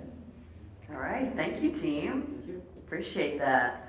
It was really important to us to make sure everyone knew that what they shared was really appreciated, and I wanted the team to highlight how they process that information, right? We are thinking very deeply about the feedback, because we do want it to be representative of the community, and I don't want it to be any one person or small group. We really want to make sure that it meets everyone's needs. So I have an amazing team. They have really, put their effort into getting it to where it is, and we still have quite a bit of work to do, but we'll get there. So thank you. Appreciate that. So right now, and this is our get her done sort of chart, we're going to go back to cabinet. We've done the initial review. We've brought it to ad team today to share. We got some additional feedback there on a few things, and then we started with the goals, reviewing some goal concepts. And next week, we'll start into cabinet, developing those goals, trying to bring all the thoughts to bear on creating those goals. With the intent of having the goals and action items, measurable action items, brought to the community in April. April 9th, to be exact, 1:30 or 1 to 3 p.m. Similar 2 sessions, 1 to 3 p.m. and 6 to 8 p.m. We'll start putting out the invitations here towards the end of the month. where people can sign up. It's very important to sign up, mainly because we need to make sure the space is appropriate for the number of people. So we'll give multiple opportunities to have people sign up. All right, so, and getting, it's a long journey, let's put it that way, right? So getting to the strategic plan, getting it developed is a long journey, but it's not the end of the journey. Here are all of the areas after we get the strategic plan that will need to be reviewed based on the new strategic plan. So we'll need to look at our curriculum. We'll need to look at our instructional frameworks. These actually, you'll hear from Anita Conja-Collins tonight about some changes in our instructional frameworks, but essentially we're looking to align our teaching methods, learning objectives, and curriculum to make sure that they support our strategic goals. So we'll be reviewing all of that. We'll need to look at our policies and procedures, making sure they're aligned, budget and resources, staff roles and professional development, stakeholder engagement, assessment and accountability measures, technology and infrastructure, student support services, governance, and leadership. So quite a few things. So this will be after our strategic plan is in place. We'll need to review all of these areas to make sure that they're in alignment with the new strategic plan. So it's a long journey, but it's an important journey. I do want to talk about where we're at with snow days. So this is the chart that we keep, the data that we keep. All of our schools are maxed out by 6. So all of our elementary schools are at 6. The state gives us 6 days. OHS is over by 2 days. Crossroads, Bridges, and Over are over by 1. Now, we can apply for a waiver for up to 3 days, so we obviously will be doing that, and those aren't always guaranteed, but fingers crossed. And we will also be looking at ways to make up days. We are looking into some virtual options, but we don't have those approved yet, but we'll be looking into them, fingers crossed. All right. We had some transportation challenges, to say the least. So I sent messaging out Sunday night. I recognize that in my attempt to be proactive, I did not really think through that, and I apologize for that. I was really trying to avoid families having to scramble when our buses get stuck on the unpaved roads, right? They're very large. They're rear-wheel drive. We have parents who are waiting to have their kids picked up, and then buses are stuck on some of the unpaved roads. So we had those situations. So my suggestion was, we'll do our best, but we most likely won't be able to transport the unpaved roads. Let's just say that did not go over well. So I apologize. That was not my intent. So as we thought through it, we transport about 1,700 students, 360 from unpaved roads, so about 20%. So when we are unable to transport, when we cancel school because of the unpaved roads, we're talking about 20% of our students, right? 80% of our students we can get to school. Now, I just want to be clear, right? Safety is number one. I want to make sure all students are safe. We also support students in a multitude of ways in our schools. One example is our meal program, right? Some of our families really depend on that meal program. So we're looking at possibly figuring out a way to do a plan where families have options, right? Everybody likes options. And so in many cases, families are better, they do have vehicles that are better suited to the unpaved roads, right? They live on them, they know what works, what doesn't work. Our large rear-wheel drive buses can become stuck, as we found. And so one of the things that we are thinking about is possibly If we do have to not transport for unpaved roads, giving families the option, you can transport your student to the school yourself if you feel it's safe to do so. You can also, we're also looking at a possible hub program where the nearest paved road, where you, if you feel safe to do so, bring your student to that location. We're working on that plan. That we would have specific times and locations for elementary school, middle school, and high school that would be listed out, and the locations. The other option is you have the option to keep your student home if you feel it's unsafe, and we absolutely respect that.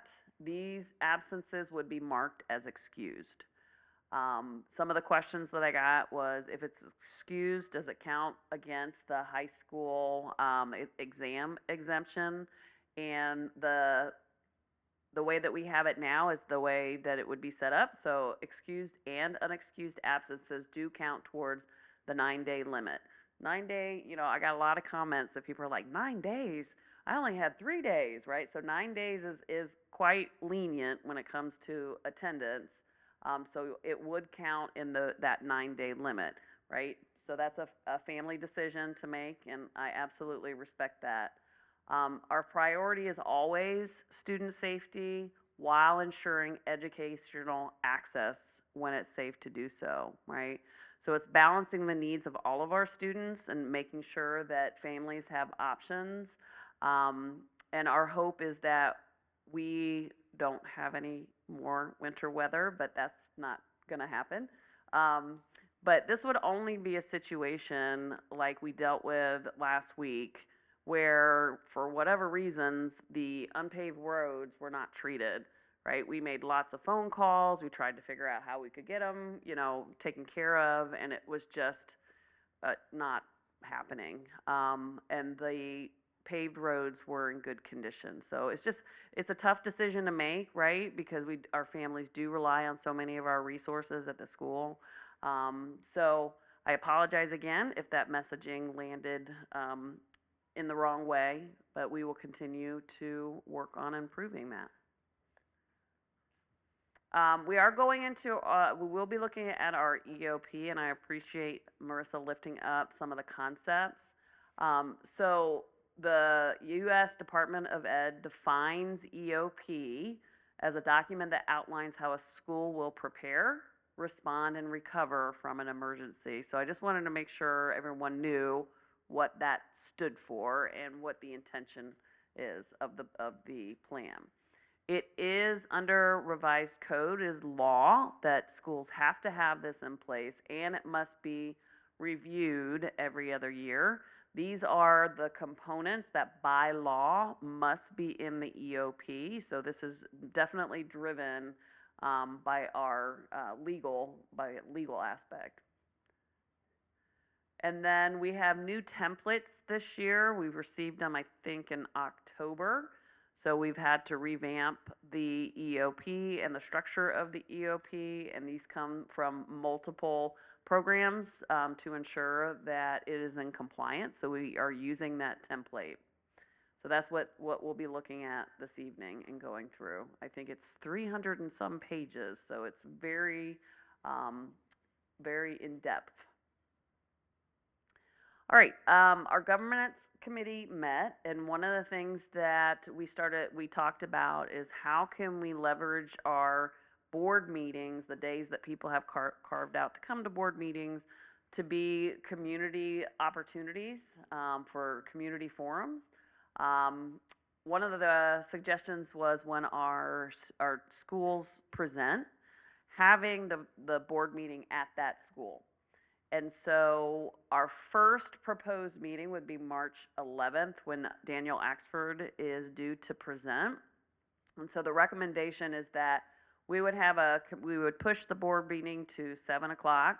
We would have a community forum between 6 and 7 p.m. to discuss school safety and talk with board members and the superintendent. And then we would start the board meeting at 7 with Principal Boyd presenting about DA. So this is recommended with the governance committee, and then we would have to vote on this at the next meeting if this is something we're interested in doing. Lots of great school activities taking place, and this one is actually happening at Lakeville, but this is for all families throughout the district. So it's February 27th, 5:30 to 7. It is a family literacy event. Information and strategies targeting all reading skills will be discussed, and activities around that. There, of course, is pizza at 5:30. And then a live Zoom with author Jacqueline Woodson, and she talks around the concept of grit in her stories. So they'll have an opportunity to learn about that. So great opportunity. Thank you for all the staff who put hard work into setting that up. And some of our school highlights, I absolutely love these newsletters when the principals send them out. So this is Clear Lakes Elementary students, IB Students of the Month. We have lots of highlights from Leonard. We have our Happy 100 Days, that's the staff, dressing the part. And then we have our Students of the Month for each grade level. And then at the high school, I wanted to highlight, I really appreciated this, their lunch and learns, and these are opportunities for students to discuss different professions and opportunities in different professions. And so they can sign up for during their lunch to talk about all different types of career explorations. I thought it was really cool that students had a chance to do this. And we have very diligent students that do not like to miss class. So the fact that it's at lunch is actually a bonus. And then at the high school, that's a picture of our robotics team. They had a prototype. They got a challenge 5 weeks ago, and they developed a prototype, and then on Saturday was their first time rolling it out onto the actual playing field. So they were very proud. That was our programmer on the right and our driver on the left. And I have never seen so many people so excited about an event. The whole room was just buzzing, adults and students. So it was really awesome to see. They have a competition on February 28th and March 1st at Kettering University. So best of luck to them. I had an opportunity to attend Hana Night Thursday, February 6th. I was just so impressed just with everything. I was impressed with our students. I was impressed with our staff. That's our girls basketball team. They spoke so eloquently of their friend and, how much she influenced them. Just beautiful, heart-wrenching stories of their time together. It was really lovely. And very articulate. They had flowers, they had the leis, they had shirts. The staff was handing those out. It was really touching. So I appreciated all the effort that went into that to celebrate Hana. All right, and that is my update. Thank you. Any questions or comments for Dr. Milligan? I just had a quick one about the hub transportation plan. Do you have an expected timeline for that? Just want to make sure that's not something that, we're getting Snowmageddon for the 5th time this week, right? Michigan weather. Is that on the table for this week, or is No. Yeah, we're still, and it would only be in a rare situation where, for whatever reason, the back roads are not treated, but all the paved roads are in good shape. That's the only time we would use a plan like that. And so with Snowmageddon coming, it sounds like all the roads might be bad.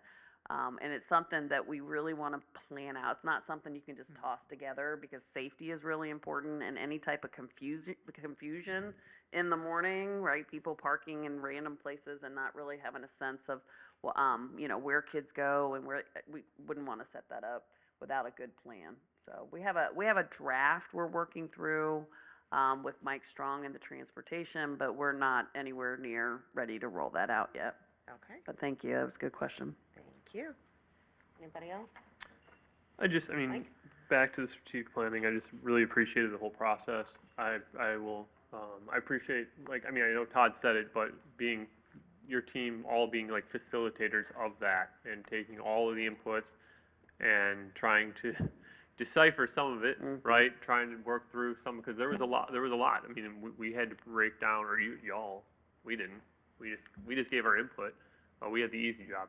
So I just appreciate that whole process, and looking forward to how that is integrated in the entire, I guess, being of Oxford School. Yeah, thank you. Yeah. And don't forget to bring your friends at the next one, because Bring a friend. Mike's right, it was a great experience, so bring those friends. I just want to make a quick thank you and give my appreciation for your dedication, you and your team, the diligence that you've been putting the care and thoughtfulness into navigating some of these recent challenges that have been unexpected, and they just kind of keep coming. So really, really appreciate all your efforts. Thank you. Okay, thank you again. Are you also presenting on field trips? Okay, then we'll let you keep rolling. Yeah. So we have several field trips in preparation. So as the robotics season gets started, the challenge is that you won't know if you need to travel until you qualify in certain competitions. And so they're being proactive in submitting field trip requests for several competitions, but they're only if they make they win those events, right? So last year they did go to Worlds in Houston, so our hope is that they'll go again. So the first two are those competitions, and then the third, and this again is for first reading tonight, is OMS, the DC trip that isn't happening till next November. That happens every year, so it's kind of a staple of middle school. So those are for first reading. Our second reading, or excuse me, our field trip approval, the only one we're looking at for approval is for the leadership conference that I presented at the last board meeting. Perfect, thank you. Does anybody have any additional questions about the OHS leadership that we are approving? Okay, well then, can we have a motion? James? I move to approve the field trip request as presented. Support. Ann? Thank you. Any discussion? All those in favor? Aye. Any opposed? Motion carries. All right, moving into our next item, which is the MASB Board of Directors election. You have all received a lot of emails over the last few weeks regarding those who are running for District 8, and there were bios. They each sent us personalized emails. MASB provided us a link where they were all in the same place, and you could learn about each candidate. And then additionally, this morning, the 4 that participated in the forum, they sent us the recordings of those interviews. So you've all had a pretty good chance at getting to know most of these people. So with that said, is there somebody that has stuck out to you? Would anybody like to nominate one? Would we like to have a discussion regarding our top maybe 2 or 3? Ann? I really appreciated Mr. Paul Collin from Bloomfield Hills. I appreciated his interview. He's got 10 years of experience, impressive MASB certification. I feel like his experience and what he was able to speak to, albeit it's a very brief interview that they have, I thought that aligned with our values here in Oxford and what we focus on and our concerns. Great. Anybody else like to say something? Yeah, Shane? Yeah, I just wanted to mention Dr. Anisha Hanna. I really enjoyed reading her take on DEI and how important it is to make sure that education opportunities are equitable for everyone. So I really liked her idea and her I guess, vision of inclusivity. Thank you. Anyone else? Yeah, I actually came down to two, and I agree with you, Ann. I think Paul resonated, overall student and staff focus, the history. But I also, one of the things that caught my ear is Corey McLaughlin. I think one of the things there with him is that it's CTE focus. I think that's a big deal from what my field is and what I do and the technology part. So I definitely support Paul. And then Corey was another candidate that stood up to me. Excellent. Any other, James? Corey is McLaughlin, that's Region 7, so that wouldn't be our region. We're Region 8. Okay. Yep. I mean, great for Region 7, right? All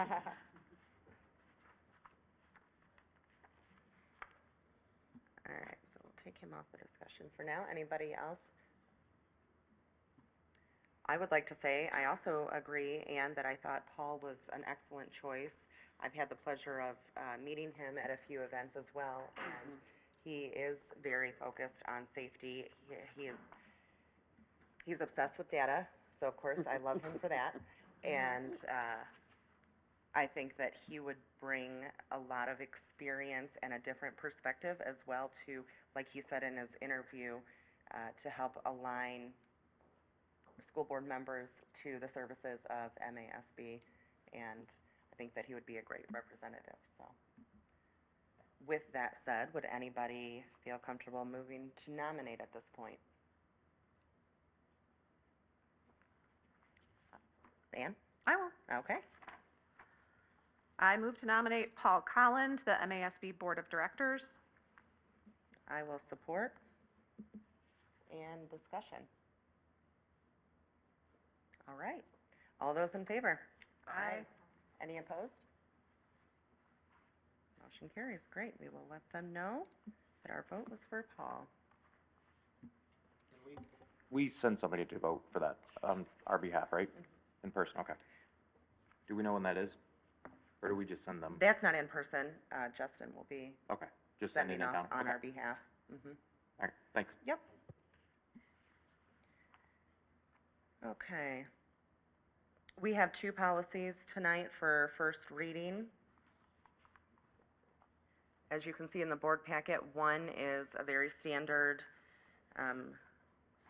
pertaining to time off, and we made no changes to that. The other one, the changes that we made were Oxford specific regarding graduation requirements and academic credits. So if there are any questions, we could take those. We would have more policies for you to bring. Troon has been a bit backed up with all of the recent law changes and executive orders and things like that. So it's unusual for us. We have about 4 weeks worth of questions waiting for them that we hope to have resolved by our next policy meeting in the beginning of March. So at that point, we will hopefully be bringing you a lot of policies, but we just have them looking over quite a few at this point. So. I had a question. Yeah. So looking at the 5409.01 and trying to understand the stuff and not being in the meeting, I see a lot of green and I see a lot of red. So if I remember rightly, red is what we're taking out, or is that what's changing? And then what is the green part? Sorry, I'm loading. Yeah, Anita, if you want to also Yeah. come and get, Yeah, there were because I got a few other questions that I apologize. Yeah. I'm very sorry about that. It was like a lot of collaboration, and so the red and green is all recommended. So I'm sorry, say that again? The red and green is all language we're recommending. So Okay. we just had a couple of different people working in it, and we didn't change the colors over. So I was tracking in red, and then someone else is tracking in green. So as it is, the red and green is what we're recommending to be accepted. Okay. And then my other question was remove everything below this point. Is that everything the credit may be earned by and the A Yes. through? The internship, the EDP, those are technically not state requirements. And so when we were comparing the original policy, we just felt it would be better to streamline and stick to the actual graduation requirements and then integrate those into handbooks rather than actually be on policy. So with the internship stuff, so if someone's in one of our CTE programs, they get to the end of it, and they're gonna do an internship within that program, we'll say, emergency services, right? We're no longer gonna count that as credit when they do that internship?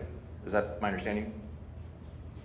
I'm gonna be very honest with you, I can't answer that question because I think that's a different scenario. Like if they're in the EMT program, is that what you said as an example? Yeah. I think that's a very separate piece than an actual internship. And so I would have to actually take that to Lisa Butts to clarify that. But we technically are not really running any formal internship type programs right now. So I feel like that falls under a different practice. Well, I know there's the other part of the work-based learning that's green that you guys put wording in there. So that would be, I'm sorry, internships crossed out as listed as work-based learning opportunities approved by the MDE and the school board. So we're no longer gonna give credit for that. That's, I guess, would be my question. It's not that we're no longer giving credit for that, it's not matching our current practice right now. We could revisit it, but we wanted to make sure that what is in the policy is actually matching our current practice.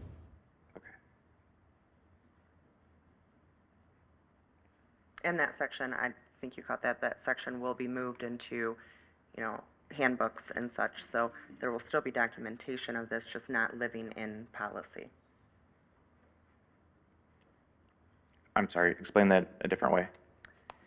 Where you're looking at the credit may be earned by, right? Right. That is going to be placed into student handbooks as a guide, but we are not going to have that in policy because, as Anita said, some of those are not aligned with our current practice. And so the ones that are will be moved over by admin. Okay. Yeah, I was a little confused as I was reading. I was like, we're taking away a lot of different areas or ways that kids can earn credit, especially I'm thinking about CTE and some of our like OSEC programs and stuff like that. I was just trying to make sure that we're not eliminating or moving that away. So I appreciate it. Yeah, and clarifying that. We are definitely not eliminating opportunities for kids. We're just keeping that policy to the actual graduation requirements. And so is this going to stay in line with what we currently have as our policy, as the 5409 currently? Or is there, I guess, because I know it's an 01, so we're making our own, right? We're not doing the true. It already was an 01. Yeah. Okay. So we had worked on, you were on the committee with me actually when we worked on this with Steve Wolf. Okay. Prior. Okay. And so during the course of this year, there were some gaps identified with that policy, and so. Awesome. Yep. I appreciate it. I was trying to remember, and there's so many policies that we went through, so yeah. Sure. And I appreciate the grace too, because this is all very new to me, so there are, I'm very vulnerable and say that I don't know everything yet. It's fine. And so if there's anything I can't answer, I'm happy to get it from the people that do. No, that's, I guess, first reading, I looked at it and I had questions and I was typing them up and it didn't get submitted over, so I just figured I'd ask and I appreciate it, and we follow up after we still have another reading, so thank you so much. Sure. Thank you, Anita. All right. Would anybody like to make a motion there? Shane? Great. Move to approve the first reading of board policies 4113 and 5409.01 as presented. Support. Mike Whitney, thank you. Any discussion? All those in favor? Aye. Any opposed? Motion carries. Fantastic. Next up, we have our letter that has been back and forth since November. Just as a quick recap, we passed our resolution, want to continue our advocacy work on those points within the resolution, and as we all know, some things have changed, some up to very this week, that have brought us to the point of changing the letter slightly. I sent you all a draft, and I just want to go over for full transparency. We unintentionally violated the Open Meetings Act through that email as the reply all was used, and so just to kind of recap what happened and to make it right, I sent the draft to everybody, and there were replies that came back to all, which of the nature, thank you for following up. The first, or the last paragraph of the first page still needs, it reads like it was from last year, added for change, and then another email came in that they read the letter, fully support it, and then we had another revision attached. One more suggestion came in as we approach part of the letter that they would like removed. And so at that point, we stopped the communication, but I just wanted to make everybody aware that that happened. And we certainly didn't intend to do it that way. Of course, when you are, it's natural to want to speak to everybody and not go in a vacuum. So sometimes I know that OMA, it's counterintuitive to how we respond and talk to one another, but it is something that we have to work better at. And so we have put in a couple mechanisms in place to avoid making that mistake, in the fact that we will be doing the BCC all, and so that even if you hit reply all, it only goes back to the original sender. And on sensitive topics like this, I will again put a reminder in there to only reply to me. So with that being said, you have the letter that it is now. I sent it all again to everybody last week on Thursday and asked for any edits or suggestions. I received one that was to the effect of asking the governor to physically meet with us so that we could discuss these points further. So as you will notice in the letter, that is included now. I did not receive any other edits. And so with that, would anybody like to say anything about this or move to a motion? Yeah, I'd like, I mean, so, and I see you looking, so you don't have the current format of the letter, right? No, That was I uploaded? read it, Okay. I didn't print it out. Right, well, you read what was there from last week, and what got uploaded today at 6:16 today is something a bit different. So I think it's important to know that while I understand the intent behind this letter and stuff, I think it's important that we all have the opportunity, because I myself, as I was coming in, looking at this for earlier today, didn't see it, and then I just saw it about 10 minutes ago when I was scrolling through the rest of the stuff, that I need time to look at this, and I think it's only fair for anybody else that didn't see this attached, that they can look at it and read through it. And that, I know we had some, you know, you sent out the kind of proposed draft and asked for updates and stuff back, but did we ever get opinions back on this as well? Yes. Okay. Were those shared to us from what they said? We received one approval. Because I don't see the email from them with that information in there. That's why I was looking for that too just now. Okay, I can tell you that this was approved as is by Bradley Delat. And the only change, again, is the very last line that says we would like an opportunity to meet with you if you are willing to further discuss these issues. Okay. I'd still like to see the emails from them on that for transparency, so we understand their concerns on that. Okay. Anybody else? Yeah. Go ahead, Mike. Don't mind. I was just gonna ask, can you forward that now? I mean, most of us have computers in front of us. Sure. But I'll concede to you. No. Oh, go ahead, man. Okay, I know we've been working on this, as we mentioned, for quite a while now, and I really appreciated the work that went into it. As Amanda mentioned, as I'm looking at this, I mean, this is 95% of what we had already reviewed. I certainly appreciate wanting to make sure, want to do our due diligence as far as clearing it.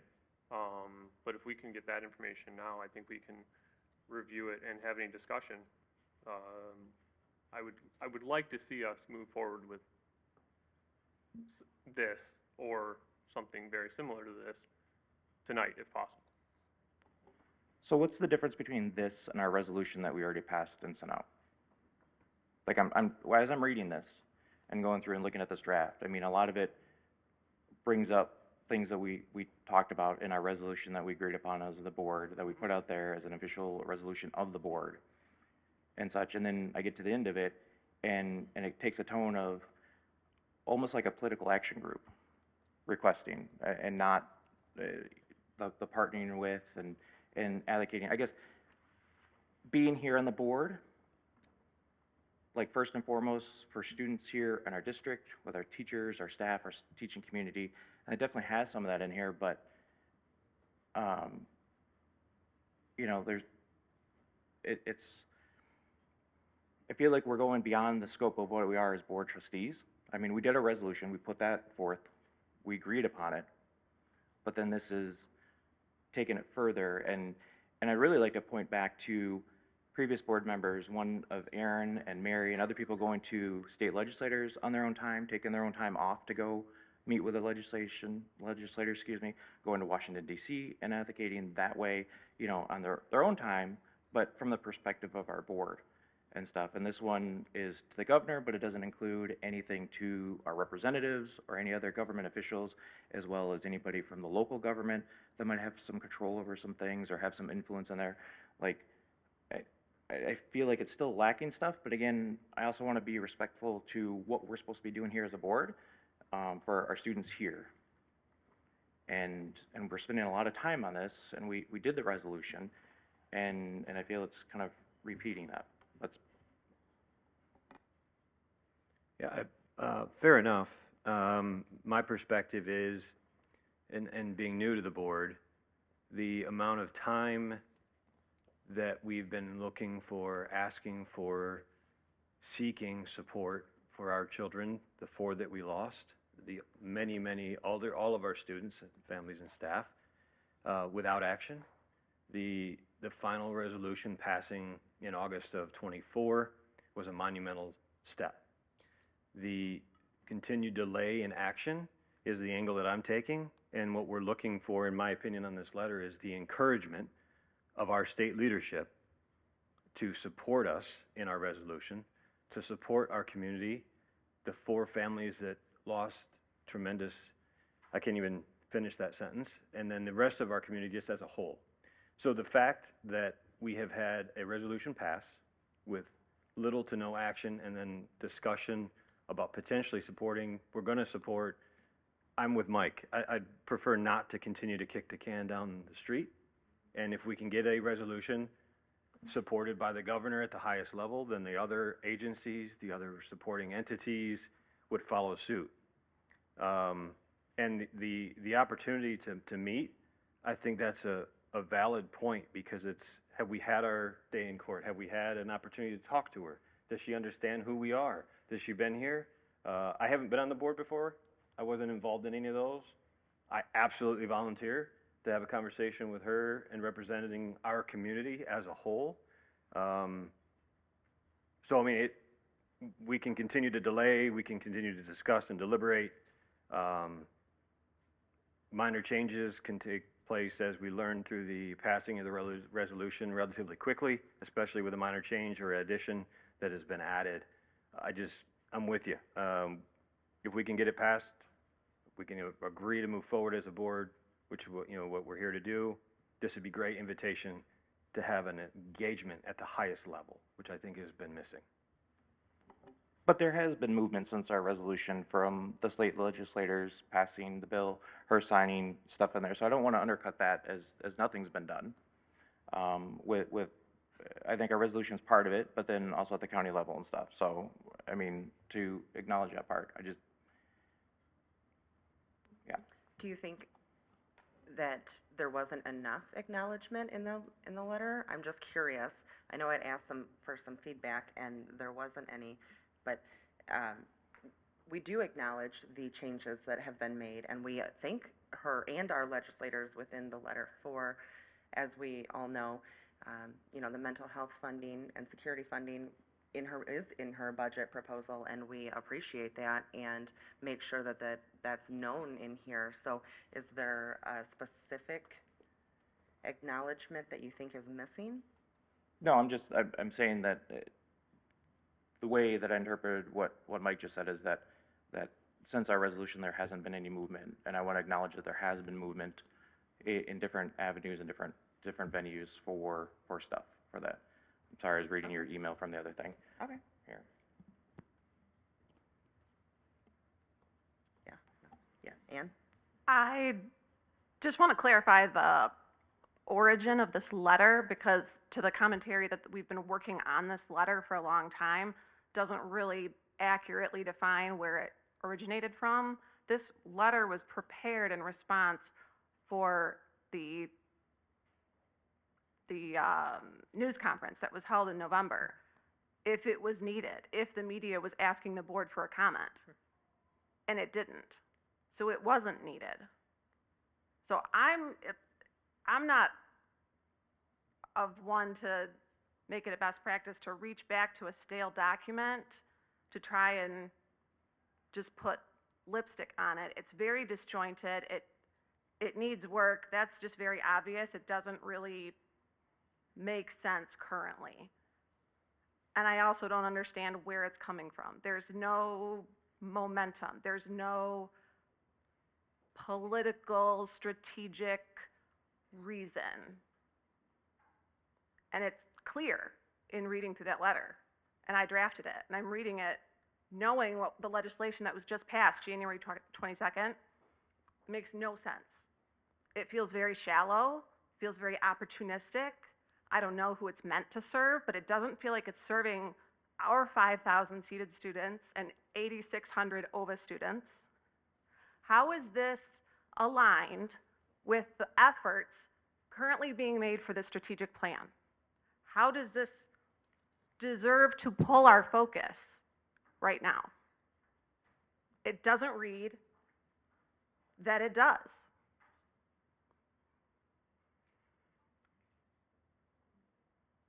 I don't like to reach back into the recycle bin just to pull something out, just to put the governor's name on it to send it out. I don't think it deserves our attention right now. I think it's really, I'm not putting my opinion on anybody, but to me it seems insulting to all the work that's going on right now in our district, here, for our students. I don't think this serves them. So if there's another strategy that we're not aware of, please present that to the table. I guess what I'm to talk to that point, I guess what I'm trying to where are you seeing?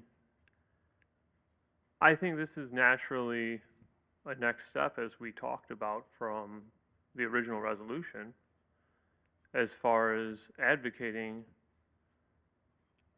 My main thoughts are, I mean, since the beginning, even before I was on the board, right, we had talked about having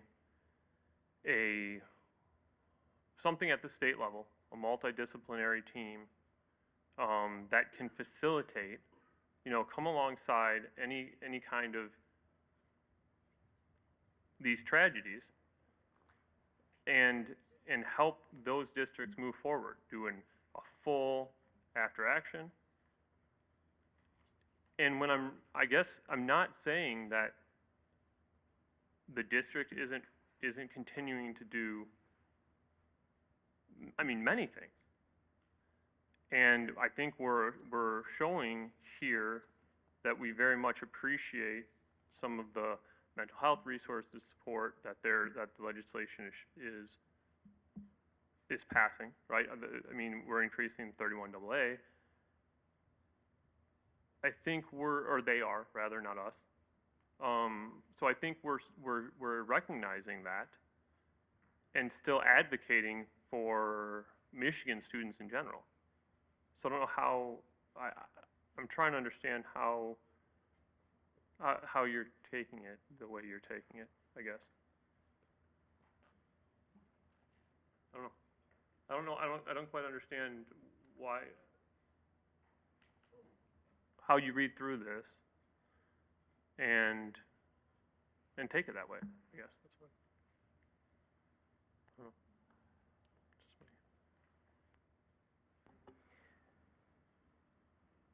When I ran for the board, was transparency here within the district.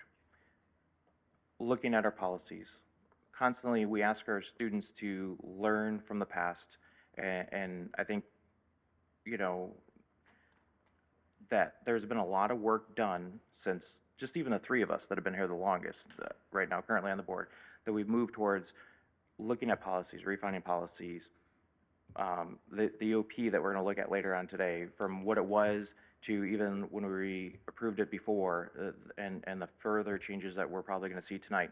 You know, there's lots of things that we could do, and a lot of work that has been done within the district. And to echo what Ann's saying, you know, I don't want to diminish that, but that's in our scope of us as board trustees.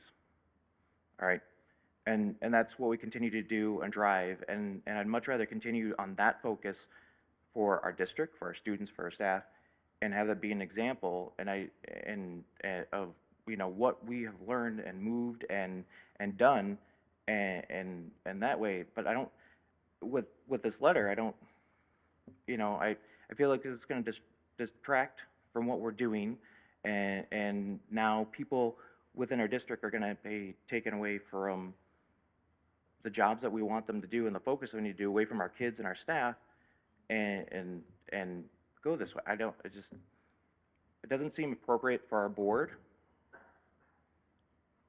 at this level. We passed a resolution, we steadfast, we voted as a board to get clarification on our insurance policy because we wanted to understand what that meant in the legal arena, and we stood by those things, and I fully stand by those things. And I continue to think that we're not done with our work, by no means, with our policies and what we're doing here. There's lots of things still coming. The world is ever changing. And back to the strategic plan and what we're looking to do and continue to move forward, I just don't see how this helps us in that.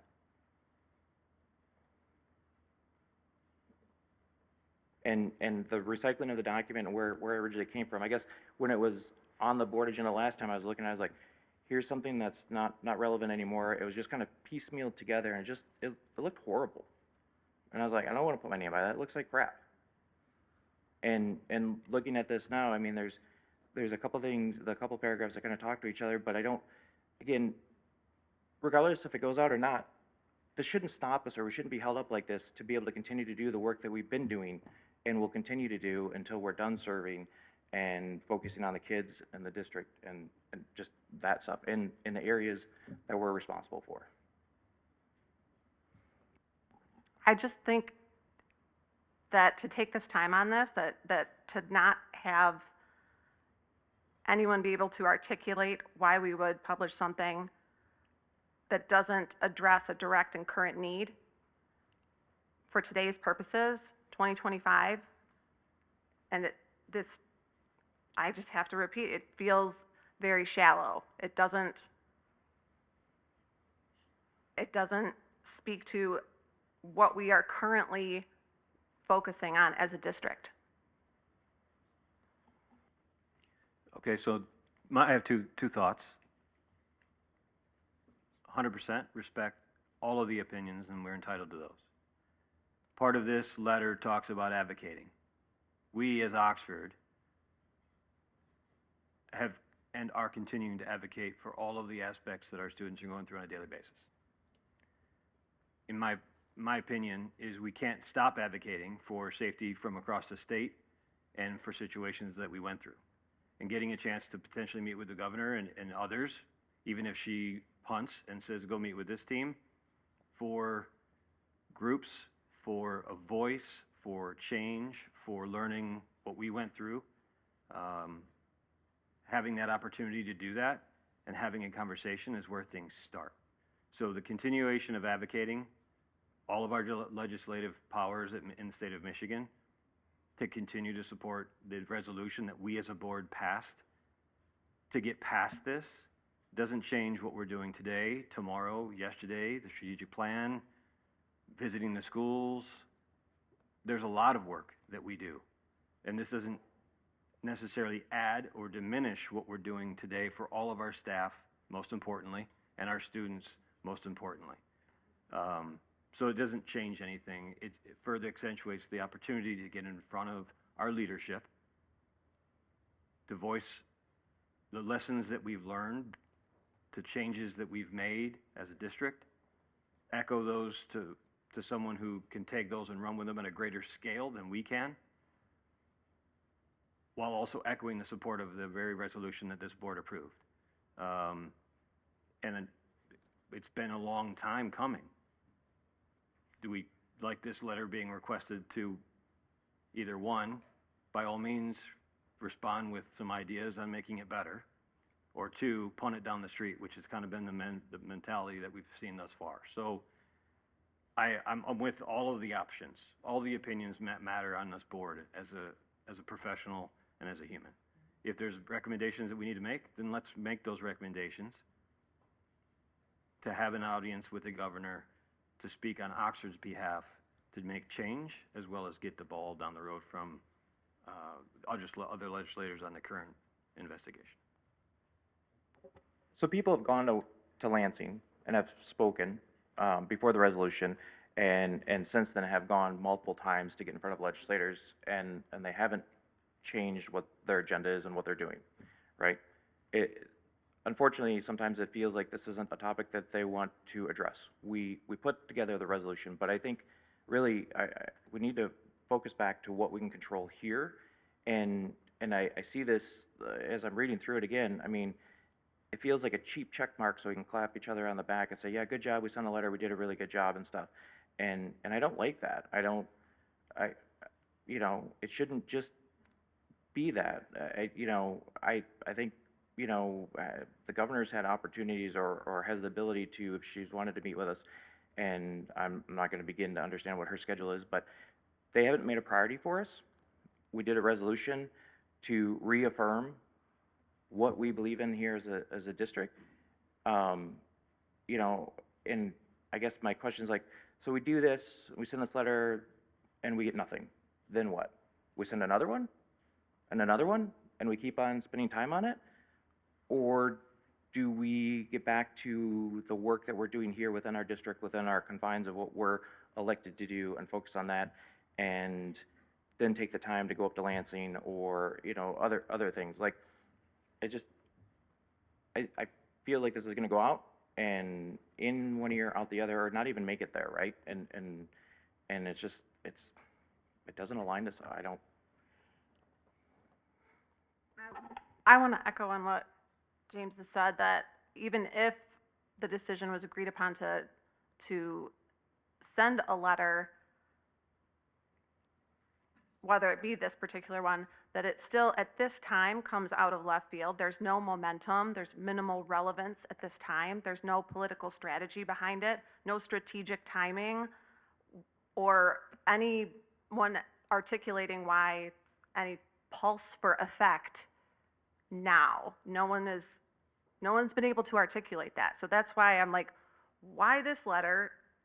I don't agree with the wording. Why now? No one's been able to articulate that. And I don't think it's an adequate reason to say, because I want to, or because we passed a resolution. I don't think that articulates it. I think there needs to be a little more substance there instead of people want it. Do you hear what I'm saying? Like, that's not a reason. Yeah, I appreciate that, and I think that with the passage of the governor's, her proposed budget recently that includes a couple of these things, the momentum would be to encourage that to continue, that stays in there, because attached to the safety and mental health funding, it was that districts must accept a state-funded investigation should they experience a tragedy such as we did. And so, as we know, sometimes in these sessions, the proposed budget looks a lot different from the end budget. And so, right now, I think is a great time to really reinforce that to our leadership in the state, that these items that we listed in the resolution that as of right now are in the proposed budget, we would really like to stay there. And further, that in her budget, she has also allocated to Attorney General office for her piece in the investigation. And so again, I would have to say that it would be a good time to really make our voice heard in Lansing. And if we could get a meeting and just go over some of these things, I know that Aaron And Mary, like you had said, had great success with the sit-downs. And so I think a sit-down would help not only our students in Oxford, but those in the state keep this momentum going on the great safety measures that, as we know, the threat assessment has passed as well. You know, we all have certain feelings on that. And so I think it is a good time. Has anyone reached out to our lobbyists to gauge whether this particular mode of communication is effective, or if this is just going to line the birdcage of her staffer that screens her mail, and it's not likely to get past that? Has anyone reached out for a political opinion from a lobbyist that would possibly be able to point us to a direction where it would actually make an impact?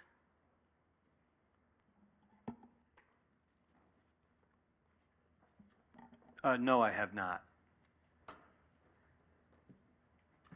But I guess what I don't understand is the risk of this and. I guess that's what I don't understand, that risk. Why are, when we're looking at, I mean, not to repeat Amanda, but when you're looking at, well, you wanted timing, I guess Amanda gave you some reasoning for timing. And so if we send this and reach out to our lobbyists and try to advocate for, again, not only our community, but the students in Michigan, I don't see the risk. I'm actually I don't see the risk here. I was kind of surprised we're having this conversation, honestly. I don't see it as a risk, but we are elected for Oxford Community Schools, right? And we need to put our students and the student community first. And the time that we spend here is now taken away from that for other things that we need to do. And we spent time, and I think very, very useful time, of putting a very thoughtful resolution together as a board, and approved it and sent that out. And now, to me, I don't want to say it's sent out and forgotten. It's in the back of my head, but we need to refocus to hear. I feel like with continuing with the letters like this or sending these statements out is just detracting from what we are elected to do for our students. And I mean, we've spent what, 25 minutes ish on this alone? I mean, I'm not keeping track, but you know, and I don't understand the why. Like, I understand that we want something to be done at the state level, but you know, I never even thought, like, it could just, we email it or send it and a staffer looks at it and it goes into the recycle bin and nothing's done. And there's got to be a better way to do it. In light of the time, I suggest we table this for now, because the changes were done at 6 o'clock tonight. So some of us have not been able to review thoroughly, had time to look at how those changes were done. But we have people waiting to talk, and I would suggest we table this until our next meeting. And in the meantime, we do the emails. Yeah, I won't take up too much more time. I'll just say, as far as my opinion when it comes to this letter, this situation, I think not just the students in Oxford, but any student in the state of Michigan or across this country is worth the investment of time, effort, sending a letter. If they don't happen to respond, that doesn't mean we just pack up and go home, right? We continue to advocate. We continue to do everything that we can, because every life is worth that. So I kind of agree with the premise of what's the downside of sending it if they ignore it. So what's the downside? Because I don't feel like it's wasted effort. I don't feel like it's wasted time. I feel like everybody's opinions and what everybody has said here tonight is valuable. I think anybody that's ready to speak and wants to speak here in a few minutes is valuable. So I, again, don't see the harm necessarily in sending this. Maybe we don't get the outcome that we hope, but you learn and you change strategies and you keep going forward. So Again, that's just kind of my 2 cents, and I just don't see, I don't see necessarily the harm in moving forward.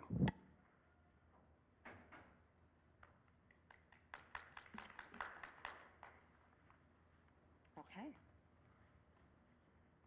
Is there anything else? We can either table, someone could make a motion. You know, what's the sense of the board and how you want to proceed? If we table, we can bring this back up in the next meeting, correct? Yeah, So absolutely. if we want to table it for further discussion, we can, like she said, share the emails. We can come up with a consensus as far as just your personal view and your feelings on the letter itself and actually provide feedback. Then I think we could, come back to the next meeting and maybe everyone will feel a little more comfortable.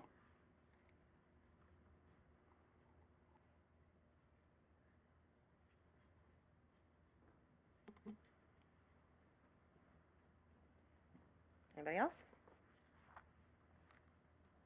Okay. We will go ahead and table this. I would highly encourage anybody with edits. I know I have asked for a while, and a lot came out tonight. If you could please send those over. I know I had asked a few people repeatedly, and so if we could get that moving and understand that as a board we are going to come to the next meeting and try this again, I would really appreciate all of your input before that. As, like I said, up until now there was just the one. So please send. I will do with it as you would like, as far as legal opinions, anything requested. I'm happy to do so, and I look forward to sending this in 2 weeks. So moving from there. I just ask that when we get ready, when we have the proposed wording stuff, that it's before 6:15, the night of the meeting. And that way everybody has adequate time to look at it, to process it, to do it. Nobody likes a last minute thing brought in or put onto the agenda, especially something that, I mean, there's a lot that is in this, right? I think ultimately, I think we all want what's best for things, but the wording and stuff, I mean, that's why we work so hard on the resolution. So, thanks. Of course. Did you have something? Yeah, I would just, to speak to that, I would just say then we need, as board members, to make it a priority to give our feedback within adequate time and not wait till the last minute to send it over. Appreciate that.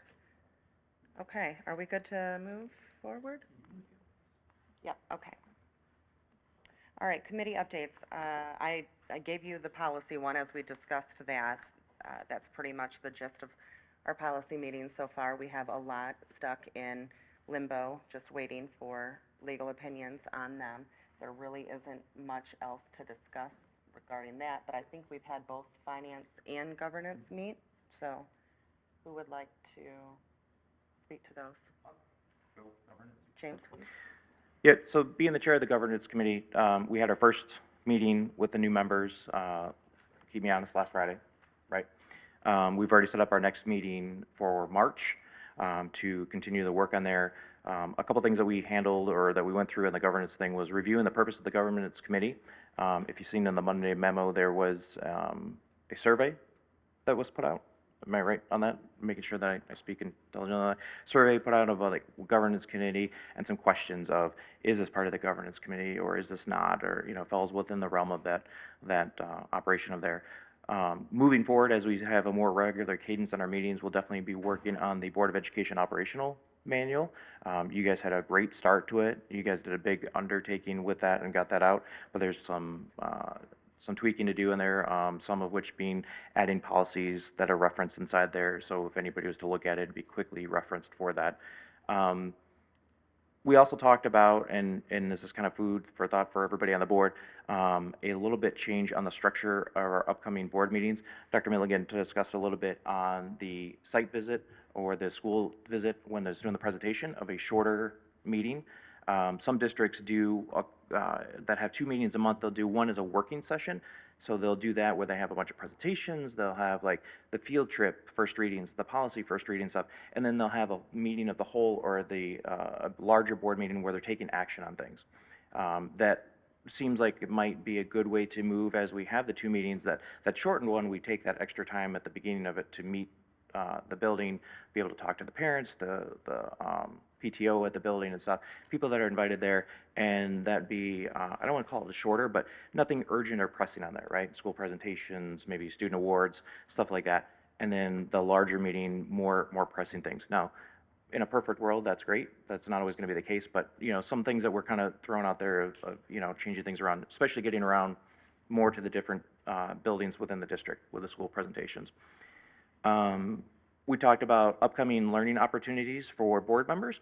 There's a bunch of level 100 learnings that are either virtual or some of them are learn at your own pace that it's highly encouraged for the new board members to go through and to look at. A lot of great information in there. I know there's a lot of stuff that I went through.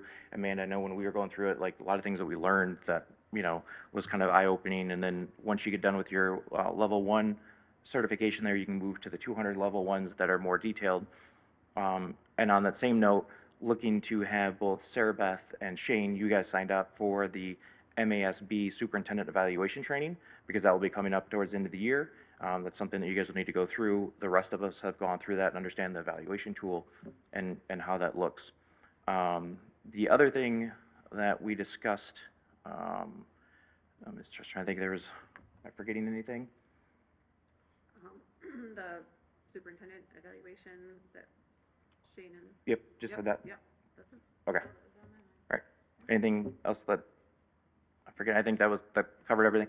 So overall, it was a good start of the meeting. We plan on meeting monthly, more if needed, but definitely, the operations manual to make sure that's up to date. There's a couple spots in there that need some filling in and some stuff, and then hopefully, I would say by the end of the next meeting, we should have some things to kind of present again to you guys as the board as a whole, so you guys know what we're doing. So, thank you. Okay, thank you very much. I'm really looking forward to everything that comes out of Governance Committee this year. I really like that one, and just excited. Just a quick question. Did you discuss the board self-evaluation and a timeline for that, or not yet? We had not, but that might be, we did discuss at a high level one of those small working sessions that we do at a school visit, taking one of those and chunking out a time that we do that self-evaluation. That way it's open, transparent in front of everybody here to see how we self-evaluate everybody and things to cut down maybe on the additional Saturdays and stuff, right? People's times are valued and stuff like that. And if we're already scheduled for 2 meetings a month, maybe we look at one of those as a section of that shortened site visit as the self-evaluation of the board members as an option. Thank you. Okay, before I start on the Finance Committee, I appreciate the moving and having meetings at the various various schools. I know we had done that before, and it was nice to be able to get to the different schools and really see what they're doing, where they're doing it.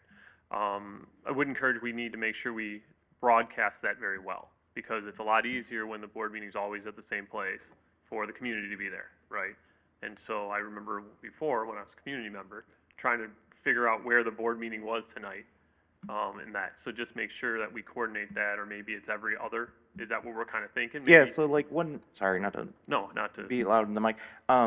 Yeah, so like if we look at like the first meeting of the month, be like a school visit meeting, if it makes sense for the school presentation stuff. It definitely be communicated, as well as, because we've already approved our scheduling for the next calendar year, it'd be something that have to come up in front of the board. We have to make a motion for it and be approved, and then it would be publicized in not only our minutes, but on our official thing on the website. And then that larger meeting, the secondary meeting, would be in a central, like here, or hopefully at OEIC one day. Yep. Something like that. Okay, Finance Committee meeting. So it was Ann and Shane's first committee meeting. We reviewed the revised budget calendar and kind of understanding the roadmap there. We were fresh off of John's riveting presentation. So there were a lot of questions, some questions from that, which was good. I liked that we had delayed the meeting and we went behind the John's presentation. So I appreciated that timing because it allowed them to kind of get that 101 and then revisit some of that discussion in the meeting. The admin building plan discussion we had and what that looks like moving forward. We had a budget amendment one first discussion, talking through how the 147C pass-through money has decreased, but that is passed through some of the high points there. Let me see. Kind of focused in on the percentage change on that first page that we had received. I really kind of appreciated how he worked through, how he presented it, I guess. We did touch on some of the general operating millage and what that might look like, what it currently looks like more, and then moving forward. We had some, like I said, I touched on it, it's already Finance 101 subjects. We talked about a workshop coming up, actually. We're going to kind of piggyback on our next Finance Committee meeting. And then just general updates on projects and bids. So part of that, the Finance Committee, we talked about focusing more on the facilities and such last year. And so as part of that, we talked on updates on the OIC roof, the boilers, answered some of the questions from the previous meeting on their touch base on some of the changes in the auditorium in the high school, and possibly looking at a future early learning program, some kind of how that might look like moving forward in our buildings. So kind of that's the high level summary. Shane, Ann, anything else?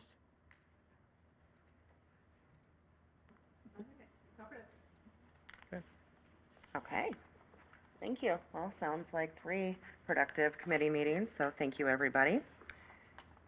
And it's like we are moving on to Anita presenting on the future of IB.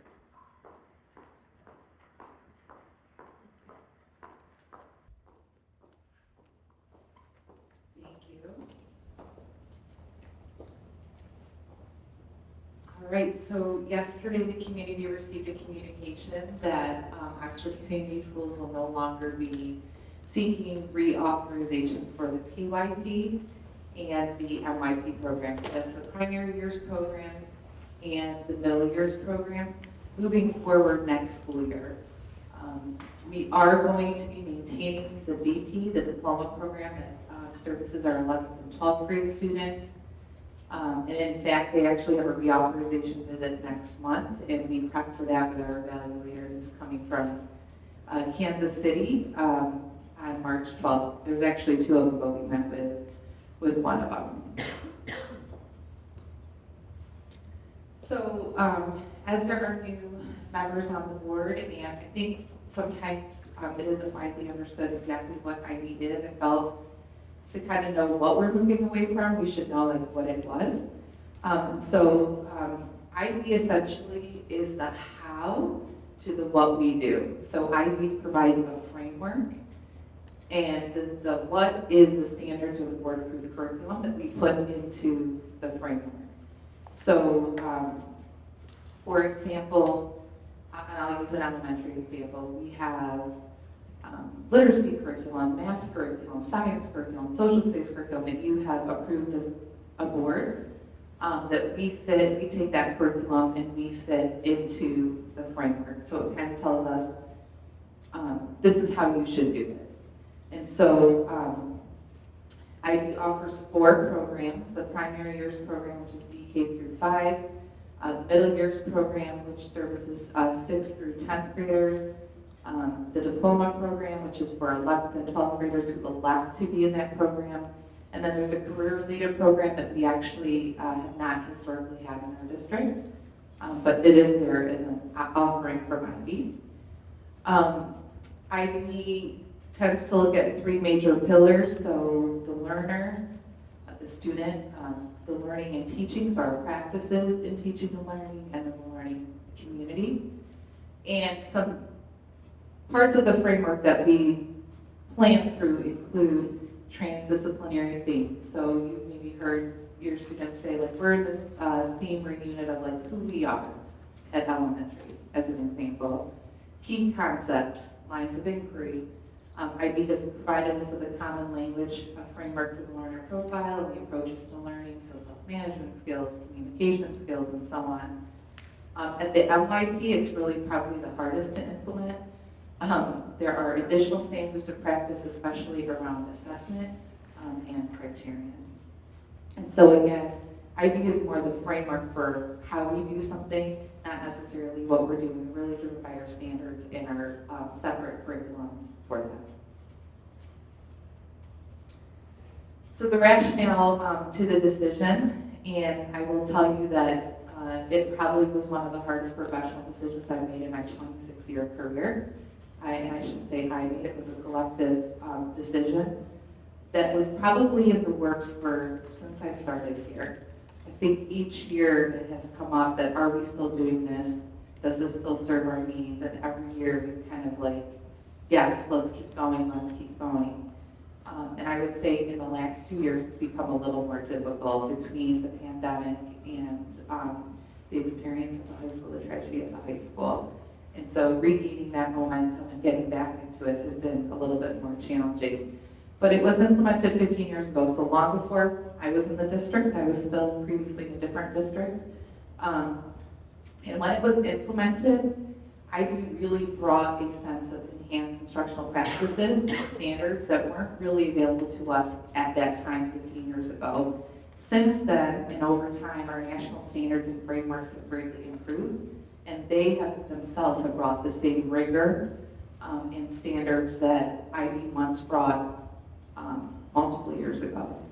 We do have to acknowledge that we are a changed landscape in Oxford. We've had 2 major events that have reshaped our learning community, and our needs have evolved. Oh, you know what, I do want to go back to the strategic planning. I think you could see today from where the mission, vision, and the core values were going, that a lot of the global aspects of the language that were in our vision and mission have really been recentered to community and turning more to our more core community. And IB is really about the global aspects. I think it's our responsibility to adapt our practices and align with the current culture and climate and student needs.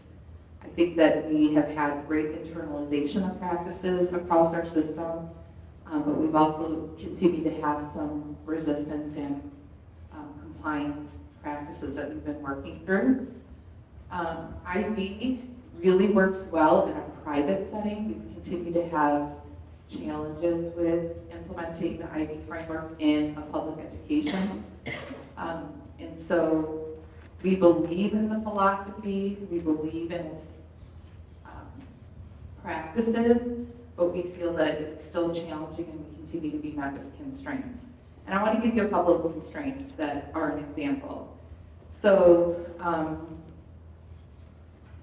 the middle school at the beginning of the year, Mr. Bigelow, give him a shout out, came and said, I don't feel like we're meeting all of our students' needs. I have kids that really want to double up in the area of arts or STEM, and they can't. And the reason they can't is because the MYP says every student has to have 50 hours of instruction in 8 different subjects every single year in the MYP. And so my answer to him was, we can't do that. But it breaks my heart because I have kids that want to do that, right?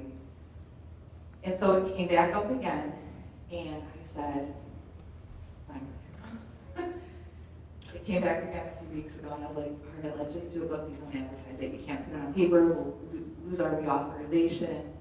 And I'm being very vulnerable. These are the types of decisions we're having, and to me, it was more important that a kid's need is being met than jeopardizing reauthorization. And so those are the types of little constraints that add up to big things when we are trying to meet those constraints in our setting. And then just looking ahead to the future, again, our community and our students, we saw that amazing video during the strategic planning. The kids that were part of the process all said we want different pathways and opportunities, and removing the IB framework doesn't take that away.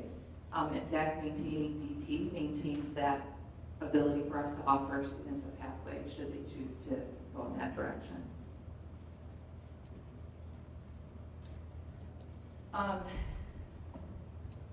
This probably will make me a little bit emotional because with change comes a lot of emotions.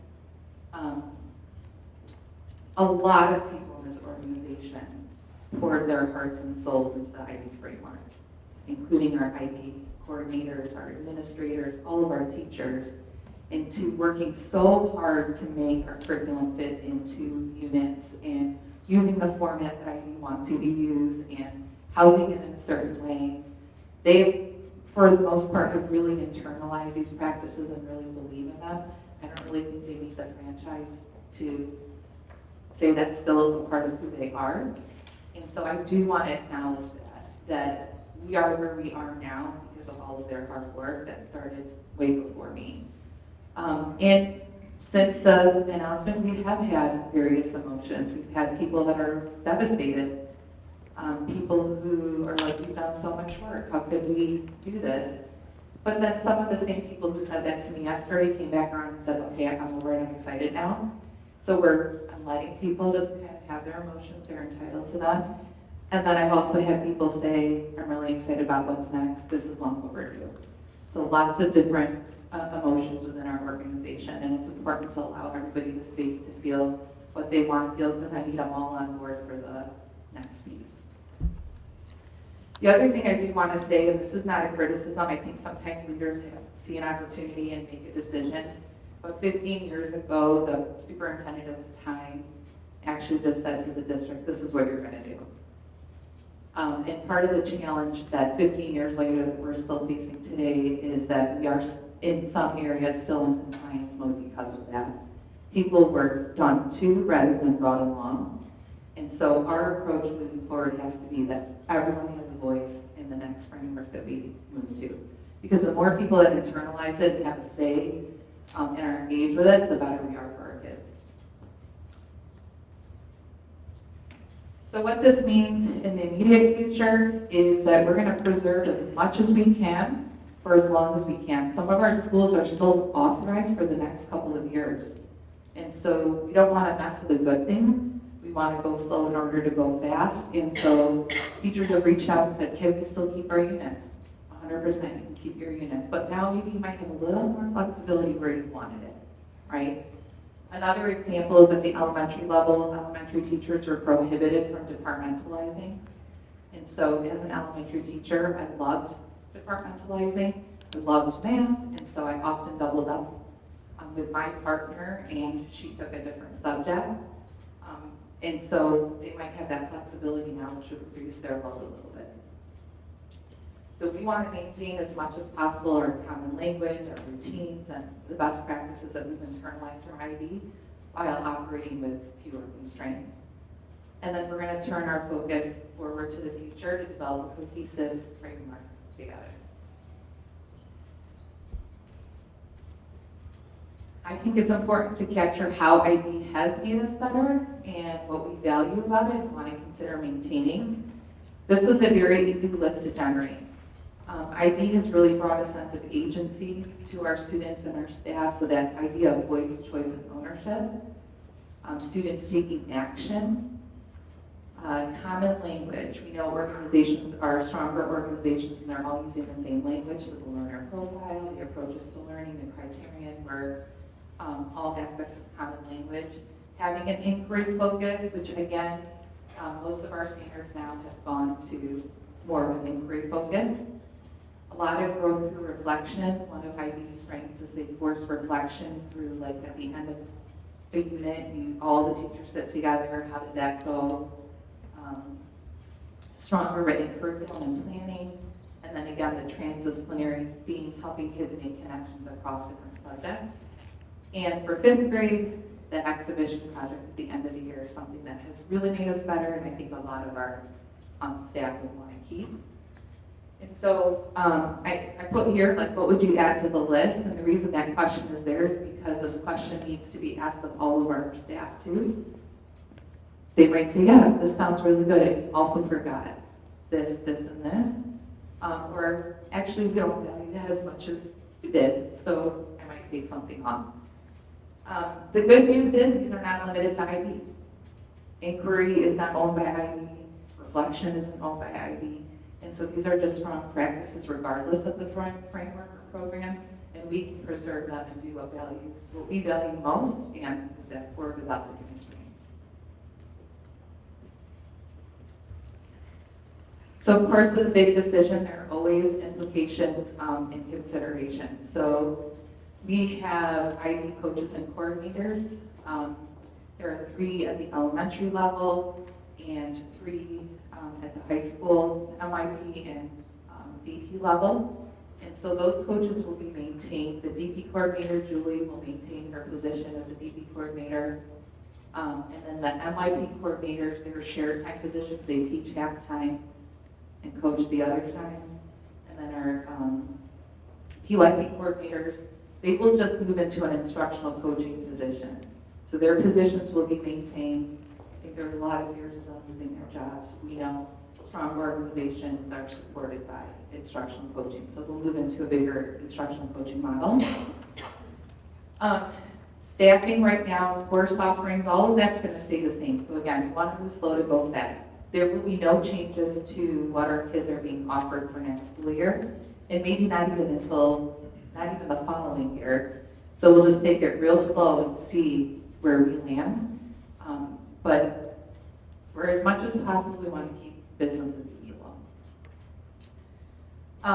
This does refer to a Q&A document. So when this went out to staff, I created a video. So they also got a video. They also got a Q&A document, and then they got a form for asking questions. And so far, 16 questions have been submitted. I'm proud to say I've answered all the questions that have come in, and I keep just putting them on the Q&A doc. It's really important that our staff feels supported through this transition. So here's just a little tentative timeline of where we're going next. So again, for this school year, we just want to maintain our current programming. What we're doing is still great and still working, so we want to do that and reduce as many interruptions as possible. And I see now that there are 2 periods that drive me crazy. Sorry for that. We, at the beginning of the year, started a committee. It's about 60 people deep, K-12, which is pretty impressive. That is centered around looking at strong, effective instruction. What does that look like in Oxford? So we have a framework, but is everybody doing the same thing? I'm thinking that we would maintain that committee, maybe invite others to be the core committee that starts doing this work for the district. So again, it's a DK through 12 committee. Teachers of different subject areas, different grades, principals, coaches. We'll probably maintain that and invite to see if other people want to come.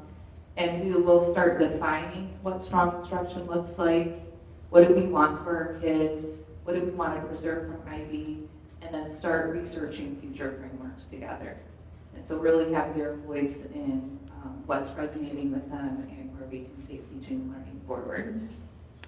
In the next school year, continue researching, actually develop the framework, possibly pilot it depending on the timing of how fast we can move, and then really be thinking through how we could bring in other people. So let's just say this team grows to 75. How do we make sure everyone else's voice is being heard and they're able to offer feedback? And then really plan for rollout the 26-27 school year. So it feels like a slow process, but I guarantee it's going to go by fast. We'll really tightly plan it, and again, I think the key here is that we bring people along rather than doing something to people. And so again, I mentioned these already, so supporting our administrators, our teachers, our instructional staff in the transition is really important to me and to our team. And so again, they received a very lengthy Q&A doc. It's continues to grow. I sent them a form to ask questions that were not on the form or not answered in the video that I made. And so again, we submitted questions. I was checking it last night. We're still at a little bit ago, we're still at 16, so we're good. We've encouraged people to talk directly to their coordinators and administrators for us to get more feedback on how they're feeling and what they're thinking. And a lot of people have expressed feelings to me, and I'll just say, like, tell me more. I'd like to understand what you're feeling, why you're feeling that way, because I don't want to have any blind spots as we move forward in our future planning. And then, again, I already did it earlier. If I don't know the answer to something now, we will work through it and get it together. I don't pretend to know all the answers. We're stronger together. And I know it won't necessarily be 100% smooth, but I will do everything in my power to make sure people feel heard and supported in the transition.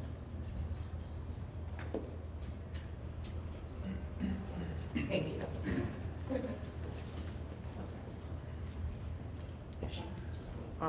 Yeah, just a quick comment. I want to thank you guys for taking the stance of going to our subject matter experts and getting not only the opinions, but the feelings of our educators, our teachers, and it sounds like, at least from what I heard tonight, and correct me if I'm wrong, but at least at this point, there's going to be no one that is going to lose their job during this transition, so I think that's really important. So I just appreciate the tactic and the strategy that you guys had, so thank you.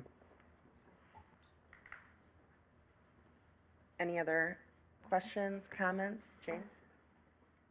I know it's been a long time that we've been doing this, but I'm also know that we've learned and grown quite a bit through this process. And just because we're not going to be accredited for it, you know, kind of rest assured that we can take the best of IB with maybe not some of the restraints around it, and I think it's just going to make us even much stronger, more stronger. I'm probably not saying that correctly, but it's a win-win. I see it, right? That we can keep those aspects of it in there and stuff. I know my son in particular struggles with some things and was limited on some of his choices and electives. And so he heard this and he's like, so I can do these other things now? Things that I want to do? And I was like, yeah, possibly. We just got to see how it works out and stuff. So I'm sure if he's one, and like you said, there's others that are out there and stuff. But yeah, we still have the program for the ones that want to do the IB diploma. And so, you know, I don't think it's a total loss and stuff. So I know it's a lot of hard work, and it's probably a piece of you feels like it's going away, but just know I think it's just going to grow and be bigger. So thank you for putting the time along with you and everybody else in this. The middle school, a few of the middle school kids kind of like work on it back and, you know, right there close to kind of the back end. In the background, they did a little survey and like surveyed each other and like approached a couple of their teachers, like how can we do this? And that was presented to me by their administration. And so, I mean, when kids do stuff, it like really is hard. So, yeah. I appreciate that, James. You're right. All of this is not for naught, right? This is internalizing who we are, and we're only better because of it. Yeah, I'll just echo and thank you for the presentation. You can tell how deliberate. A lot of the questions that I had, you answered like preemptively, right, going down. And so I just appreciate. I could see how deliberate and thoughtful you were, because I know it's close to you, and I appreciate that. So. Thank you. You learn in life sometimes the right thing and the hard thing are the same thing. So, yeah, thank you. Thank you. Anybody else have anything for Anita? Oh, sorry, oh, you're good. Okay. Thank you very much. I appreciate the thoroughness of your presentation. All right. Well, I guess we're up to the riveting. Mr. Fitzgerald. Oh, Courtney, you have big shoes to fill. Riveting Courtney. Both, technically.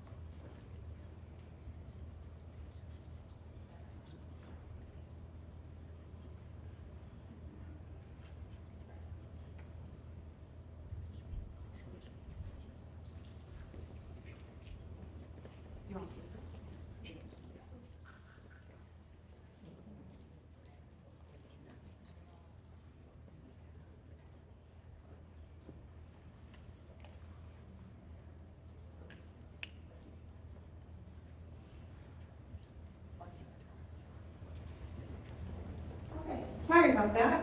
Good evening, and thank you for having me tonight. For those of you who do not know me, my name is Courtney Mikowski. I'm the budget director.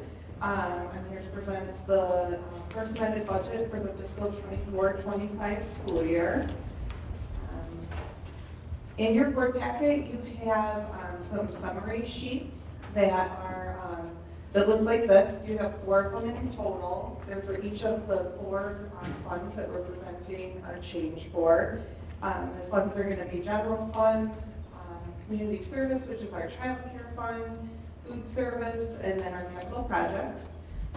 So the purpose of these amendments is to give you a mid-year update now that we have some updated information for both the revenue and the expenses. When we present the original budget in June, there are a lot of factors that are unknown. So we take this opportunity to give you, like I said, a mid-year update to give you an idea of where we're at.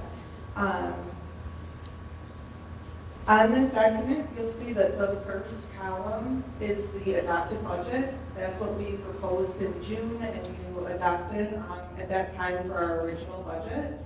The third column on this document is the amended budget that we're proposing tonight. The revenues and expenditures are broken down into subcategories. The revenue is listed in the 4 different categories: the local, state, federal, and other sources. And the expenditures are broken down between instructional and student services. So each category, you'll see that there's going to be explanations of maybe some of the variances. We use a range of anything that's in excess of $100,000 on any of those budget categories. You'll see an explanation for. The purpose of using that number is just kind of show like a materiality. Some of the impacts, like you can see on other support services and community services, they're in that $50,000 range and they're at 20%, whereas basic programs, you're seeing like $1 million change, and that's only a 2% change. So just keep in mind that the bigger the expenditure line, the less impact the change is going to make on that percentage. Also included in your board packet, you have the executive summary. That's going to give you a little more detail about the information that we use to produce the changes and kind of make the predictions that we're using. I'm not going to go line by line, but I did want to highlight some of the big items that we're seeing. So you'll notice that the budget surplus did change from just under $600,000 to around $150,000. That is a net change of all of the things that were changed in the budget. So it'll be the revenue changes, the expenditure changes, as well as the transfers in and transfers out. One of the biggest changes that we saw were the 147C allocation that we received. This is a pass-through allocation that the state provides to us. So the state will give us money in our state aid allocation, And then in return, the Office of Retirement Services sends us a bill. So the impact that we're seeing this year is the revenues went down, but so did the corresponding expenditures. So it looks like a big number, but the net change was 0 for that impact. You'll also notice that the beginning fund balance has been adjusted to reflect the audited. When we presented the original budget, we hadn't had our annual audit yet. That happens in September. So that budget line, that line in the budget has been updated to reflect our audited financials for fiscal 24.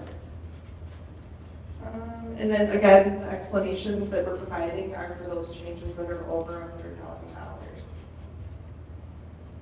So some of the revenue changes, the revenue budget is just over $103 million. We did see a decrease of just under $3 million, and one of the biggest driving factors of that is that 147C money. So you'll see that as a common theme throughout the changes in your executive summary, because that is going to hit many, many lines, thousands of lines. Another thing that we recognized is that when we did the original budget, we anticipated a foundation increase of $253 per pupil. We recognized a $0 per pupil, so that was a change that we had to update. The federal source revenue did decrease a little, and I just want to explain that. When we receive money through grant funding, we have to post the revenue in the year that we receive, or that we recognize the expenses. So the ESSER and the AEP grant were both multi-year grants. So once we had our final audited numbers for fiscal 24, some of the expenses we anticipated going in 25 ended up being in 24, so we had to put the revenue in 24. So it looks like there's a decrease in funding, but it was just a swing to the prior year. The change in the other revenue, other source revenue, we did have some changes in some transfers in and transfers out from the other funds. So we are looking to transfer money to the capital projects fund, and then we also have indirect costs that we charge to our other funds like community services and food service. And that indirect cost is used to offset the expenses for things like business services, HR, curriculum, and all those things that we don't directly post right to those funds. The expenditure budget, like I said, we decreased in revenue, we also decreased in expenses. So I've outlined a few of the big ones that we see the change. Like I said, again, the 147C is one of the biggest factors, so that every expenditure category we have has salary and fringes in it, so every category was hit by that categorical.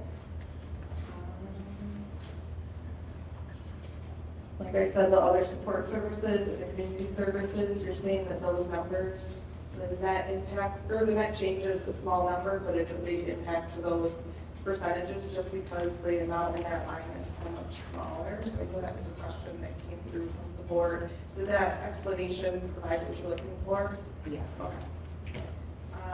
Okay, so the other funds that we have, the Community Service Special Revenue Fund is the fund that we use to track our child care program.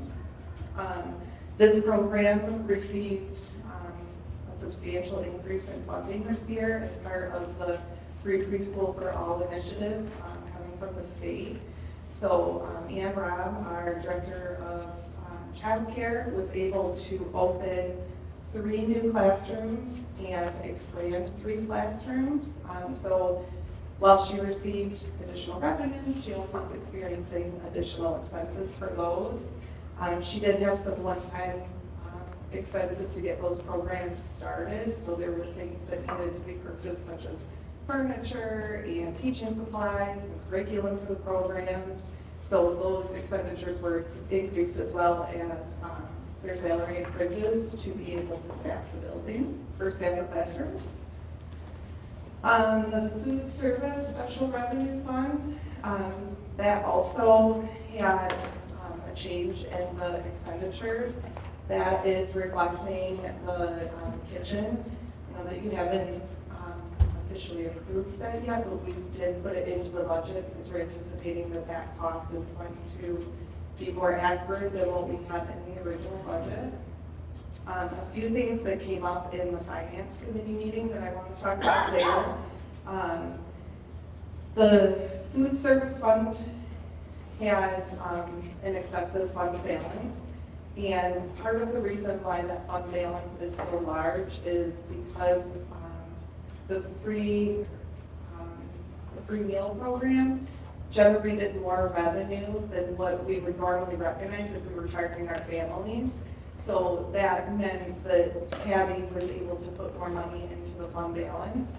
The state recognized that that was a common theme across many districts in the state, and they are requiring them to do a spend down plan. So they're allowed to have in their in their fund balance, they're allowed to hold 3 months of operating expenses, and anybody that's in excess of those that cap, they need to have a spend down plan submitted to the state. Patty's spend down plan includes the capital expenses that we have asked for approval for the kitchen, and then also the improvements that she made to the middle school. We need to be careful to use that spend down plan with one-time expenses, because although we think the free meals for everybody is going to be around forever, it might not be. So we want to make sure that we're not extending into expenses that we can't maintain in the future.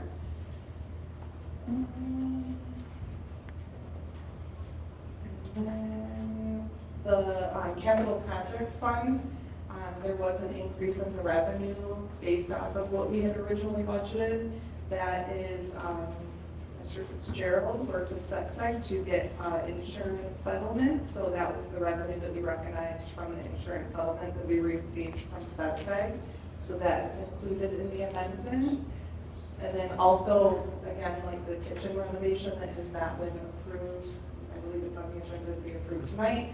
Those expenses for the boilers are also included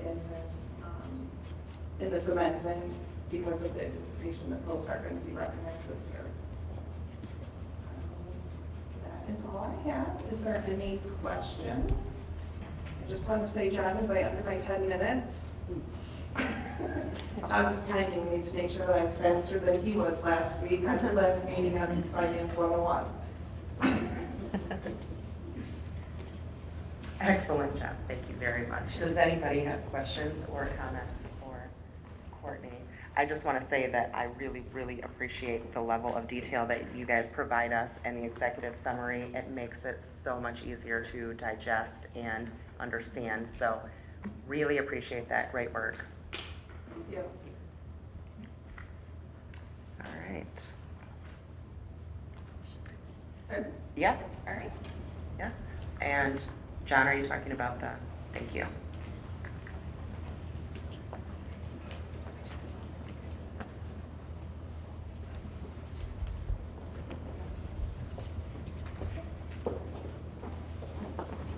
So, also on the agenda is the 2 bid awards that were first read at the last meeting, so it will be second reading and request for approval. One pertaining to boilers, the 2 boilers at the OEIC facility and one for Lakeville. This might be a little follow-up with a question on warranties and how that's set up. We're working with the vendor. There's a 1-year warranty on the labor and installation fees for all 3 units, and then there's a 10-year limited warranty for all 3 units as well. And then also there is the kitchen renovation bid award that we spoke to last week as well. We did work with some of the plans on that and did a preemptive adjustment to the outside, the overall scope of the project.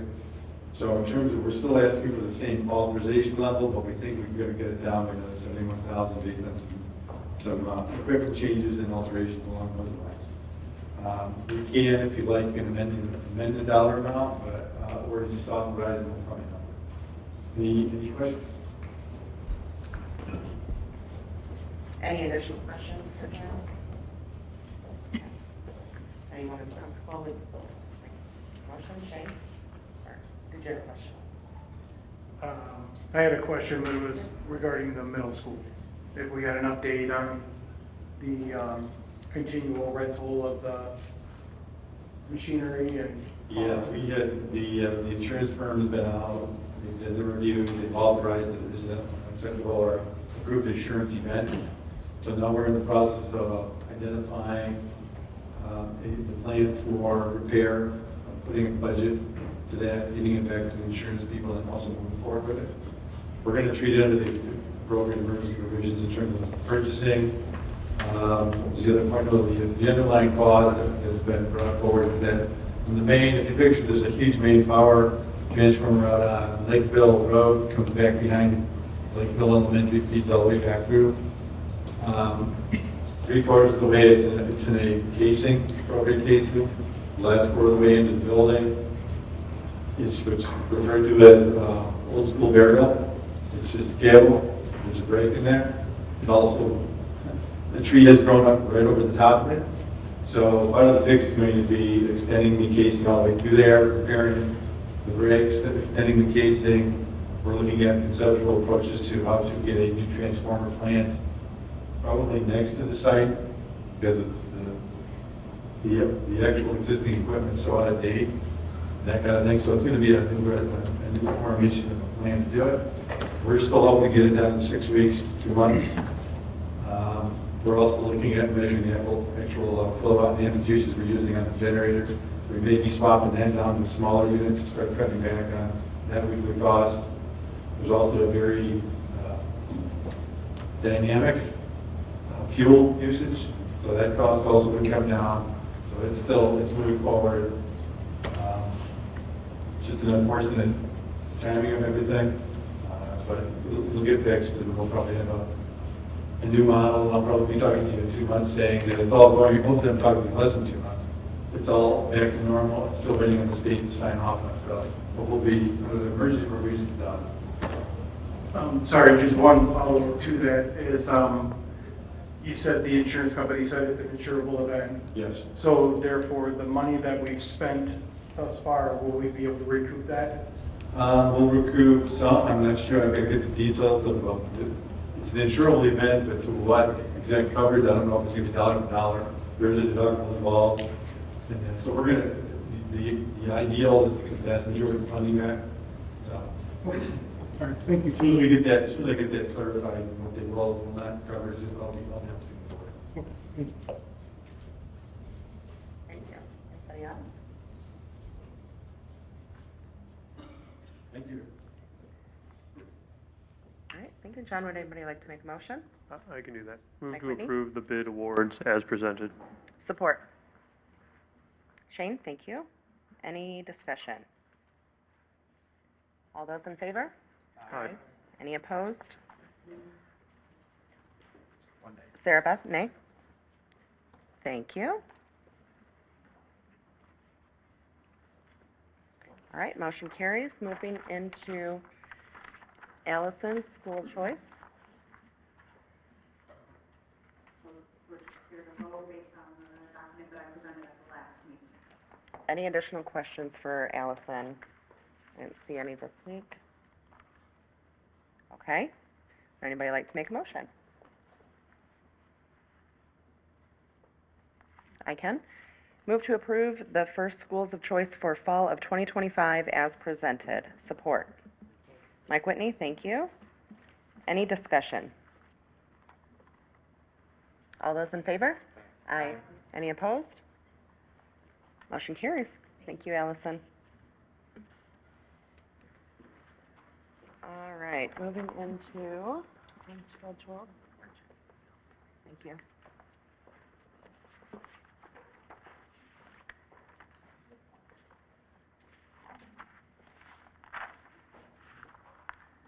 All right, we'll move into Renee Upham.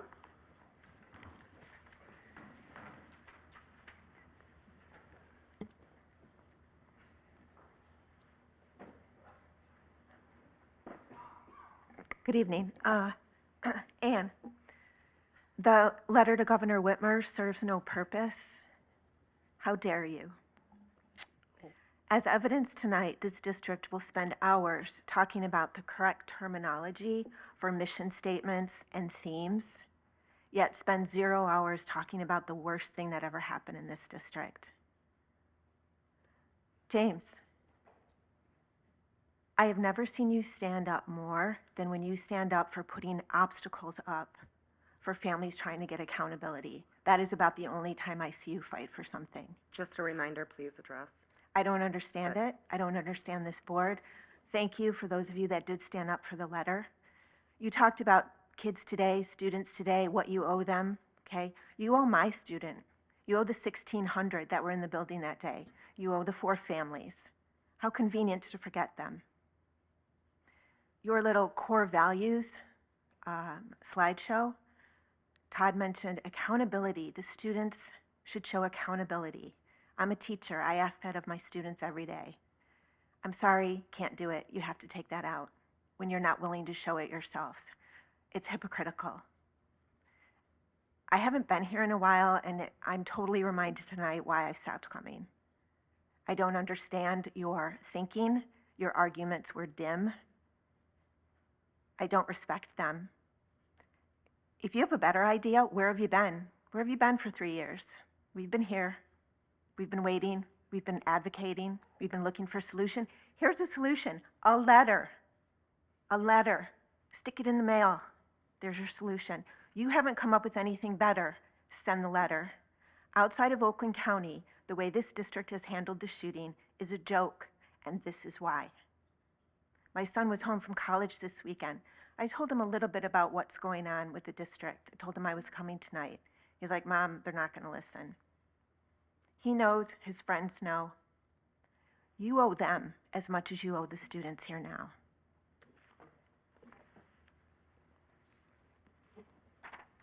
Thank you, Renee.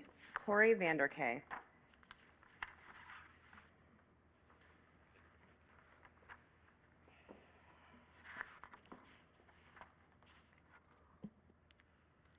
Okay, so I came originally to speak on another topic, and so if I have more time, I'll go back to that.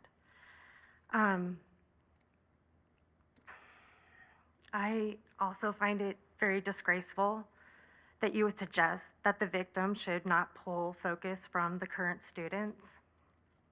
Shame on you for your indecisiveness in making a crucial decision because one sentence was changed, which raises serious concerns for me about your ability to handle the EOP tonight.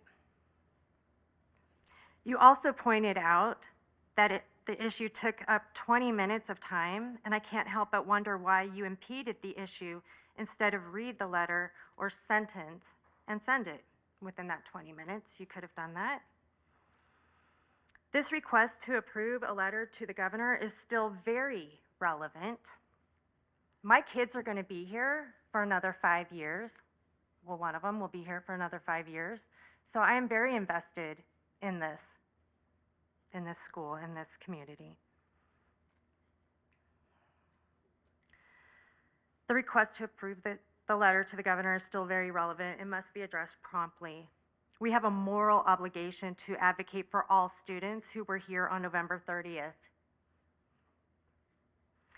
Even, or especially for those we lost, especially for those that were shot, especially for those that were in close proximity, and it just keeps going out. You discussed the OVA and non-resident students extensively, yet you say an investigation is irrelevant to the current student population, and you specifically mentioned resident students. It is evident that you, Ms. Atchison, and I don't know if I'm allowed to address you, are completely disconnected from the keep your impact. comments directed I towards me. apologize, and you can strike that or whatever. You're completely disconnected. A person on the board is completely disconnected from the impact of the tragedy. Your actions display a lack of empathy towards the most vulnerable members of our community. I think you've demonstrated tonight why an investigation is necessary. So that's what I have to say to you in response to the governor's letter tonight. I originally came here because we've been receiving email communications from OMS that I think are, I don't know, I want to say they're lacking in some important information. If you don't mind, if I could just go for one more minute. Could you try to wrap up I'm in the next sorry. 15 I know, I'm seconds? completely, I don't know, I'll have to come back. I think that the tone of the messages need to reflect the severity of the situation. I think, I'll just wrap it up right here. In the explanations, in the emails that you've been sending out, I think it's time to provide a clear, succinct explanation of the incidents. This explanation should be honest. Honesty does not mean revealing every detail. We understand that you can't tell us information such as names of individual students. However, minimizing or distorting the facts of what happened will only create mistrust and doubt, which I have, among those receiving the messages. If the school is at fault, apologize immediately as needed. But however, I just would like to know, we've had 3 communications sent out from OMS about, one was about a threat, another was about a student who fell, and then there was another one about an okay to say message. And the communications that were sent to the parents didn't tell us what was done to a student who made a threat. I guess what I want is I want an email sent to the whole school community that tells us what happens if a student makes a threat. Are they suspended? What is the consequence? I don't think there's a clear message that the school has sent on what happens if a student makes these threats. Okay, thank you. I don't know. Thank you. I think we would all appreciate if you would email or maybe Yeah. give us some, I know you didn't have enough time to wrap up. No, and I But just got we're happy in. to listen, and it sounds like at our next, in March, we'll have Okay. open time before too, and I would love to have dialogue, so Yeah. thank you again. All right, I am going to float something here by the board that maybe we do not go into a closed session this evening to discuss the EOP, and that instead, in order to give it the time and attention and bright-eyed, bushy-tailed thoughts that we would have at not 10 o'clock at night, that everybody would make an appointment with Allison to review the EOP on their own time and for as much time as they need, and that we reschedule this closed session after everybody has had a chance to do that, and I think it would be a little bit more productive. What are your thoughts on that? Are we time barred by anything that needs to get April. approved? Oh, We April. have until April.